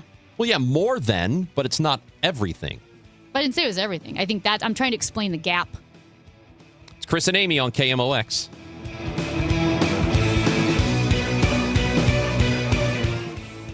Broadcasting from the Scott Credit Union Studio, 104.1 FM, KMOX. Well, it's official. My friends have all switched to Pure Talk because I told them they could save a bunch of money on a super reliable high-speed network with unlimited data.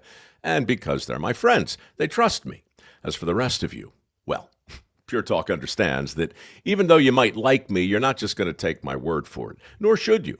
For that reason, and for a very limited time, Pure Talk is offering any of their plans for just $15 a month for for the first 3 months, including their top-tier unlimited plan that normally sells for $65 a month.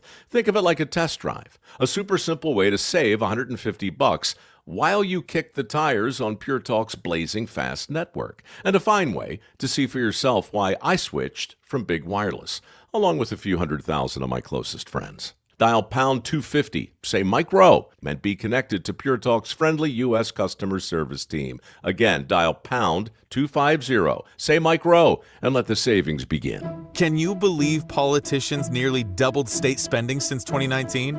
Yeah, that's twice the rate of inflation. What do we get for all that extra spending? Nothing. Yeah, and get this, over 200 loopholes are buried in our tax code, written by lobbyists for wealthy corporations. Our tax code is rigged against us.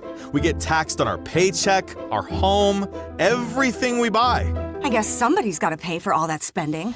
That's why we need Amendment 5. It puts politicians on a leash. Forces them to cut taxes and control spending, whether they like it or not. Amendment 5 closes the loopholes, eliminates income taxes, cuts property taxes, and gives $3,000 a year to average working families. We decide, not the politicians. Amendment 5 is the biggest tax cut in Missouri history. I'm voting yes on Amendment 5.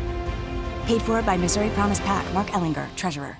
St. Louis, are you ready to rock? AC/DC is bringing the Power Up Tour to the Dome at America Center Tuesday, September 8th. Hear legendary hits like Back in Black, Thunderstruck, and Highway to Hell, performed live by one of the greatest rock bands of all time. Don't wait on tickets. They're still available at Ticketmaster.com. AC/DC, the Power Up Tour, Tuesday, September 8th. For more information, go to KMOX.com/events. This is the story of the one. As a maintenance engineer at a beverage manufacturing plant, he starts his day knowing every line is ready to run because Grainger delivers the industrial-grade products he needs to keep mixers, conveyors, and packaging equipment moving. With Grainger's vast selection of bearings, belts, and motors, he keeps operations running smoothly, so nothing grinds to a halt. Call 1-800-GRAINGER, click Grainger.com, or just stop by. Grainger, for the ones who get it done. You've got a big day, so you use Unstoppable scent boosters to give your laundry non-stop freshness. So no matter how long the day goes, you can't stop this power, this walk, this pose, this strut, this look, this talk. Your clothes will be so fresh you can confidently strut into that end of the day meeting like a boss, boss, boss, boss, boss, boss, bosses. Let's talk business in my office. Add new Unstoppables beads to your wash for 24-hour non-stop freshness so you can smell unstoppable.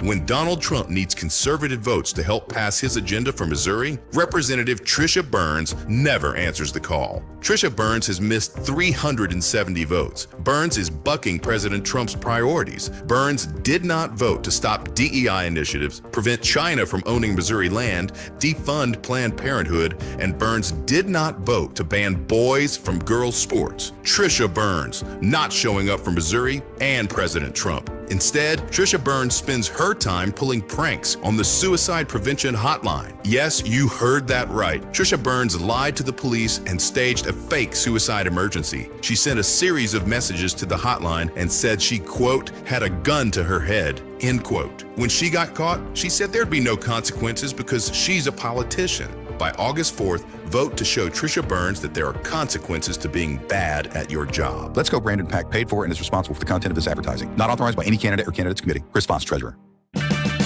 Back to savings at O'Reilly Auto Parts. Get a free MicroGuard Select oil filter when you buy 5 quarts of Syntec Full Synthetic Motor Oil. Limit supply. O'Reilly Auto Parts. Wish your life came with a warning app? That dog does not want to be petted. Well, life doesn't always give you time to change the outcome, but prediabetes does. Take the 1-minute test today at doihaveprediabetes.org. Brought to you by the Ad Council and its Prediabetes Awareness Partners. The Chris and Amy Show is video streaming now on KMOX's YouTube, X, and Facebook pages. Click and subscribe. We're your home of national anthem talk today. Because we played the country music. Get it? What? Country music. National anthems. Oh, okay. Please never again. It's my favorite kind of country music. You know what my favorite country music is? Oh, so Jelly Roll did a concert. I think it was in Nashville. Okay. And some of the people at the show were complaining. There was a news story about it. Because where they were sitting, they bought tickets, and right in front of them, blocking the stage, was a row of porta potties. What? The porta potties were blocking the stage. I've never heard of that. It was some music festival, and it's where their seats were supposed to be, or their standing room, or whatever it was. That's pretty funny. And my thought was, well, I think they did you a favor, because Jelly Roll sucks. What's his famous song? I don't know what any of the songs are called, but I've heard them. Went to the City game on Saturday. Okay. And I have to, you know how I feel about the national anthem and how we in St. Louis have decided that when we get to the very end, we have to say home of the blues. Oh, yeah. You are not a fan of that. Oh, my God, am I not a fan of it? At a Blues game, it's fine. Any other game, it is very, very stupid. And I was getting a bite to eat, and I could hear the anthem. You know, I got my hat off. I'm back there. I'm waiting. And that part's coming up, and I was thinking to myself, please don't do it. Please don't. Please. And they did it. They did it. Home of the Blues. At a City game. The Blues aren't playing. And you know what's weird? Don't do it at a Cardinals game. Don't do it at a City game. What's ironic is if you boo that, they're not going to be able to tell. It's going to sound like the same thing. It sounds exactly the same. Yeah. I hate that we do it. If you want to do it at a Blues game, okay. It makes sense. It does not make sense at any other stadium. Sorry, it doesn't. It sounds dumb. Stop doing it, please. God, please. I'm begging you. You're making us look bad. So quit doing it. Thank you. Starting today. Okay. Another. You have no opinion on this. How can you have no feeling about this? Well, I kind of do. I think what happened is it didn't bother me until you brought it up. You probably didn't notice it because you were so used to hearing it at Blues games. Yeah. It doesn't make any sense. And now that you have continued to complain about it, what's happening is I'm starting to kind of agree in other sports stadiums that you don't need to do it. I don't know. It should be illegal. I'm just so tired of being upset about everything. If you're caught, I'd rather be upset about this than something that matters. I would rather be upset about the power play dance. That's more upsetting. You know what? As bad as the power play dance is, this is far worse. I'm sorry. Really? Yes. If I had to vote, yes, it's bad. I would vote for not the power play dance. If you came in from out of town, you're at a City game, you came to watch soccer, and you go, why do they do that? It does sound like they're booing the national anthem. I will say, if you don't know, it sounds a little bit like a boo. All right, let's talk a little Cardinals baseball and trade deadline. It's at 5:00 today, and the Gas House Gang is next. We'll let you know what's going to happen. Greg Amsinger on the show, Mike Claiborne on the show, Tom Ackerman and me. Gas House Gang talking ball next. Anything you missed on this show, KMOX.com or wherever you get your podcasts. Back tomorrow at 9.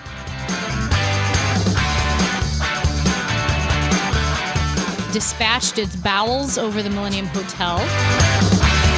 Time now for today's Spotlight on Money, sponsored by University of Maryland Global Campus. Wedding season is here, so make sure those invitations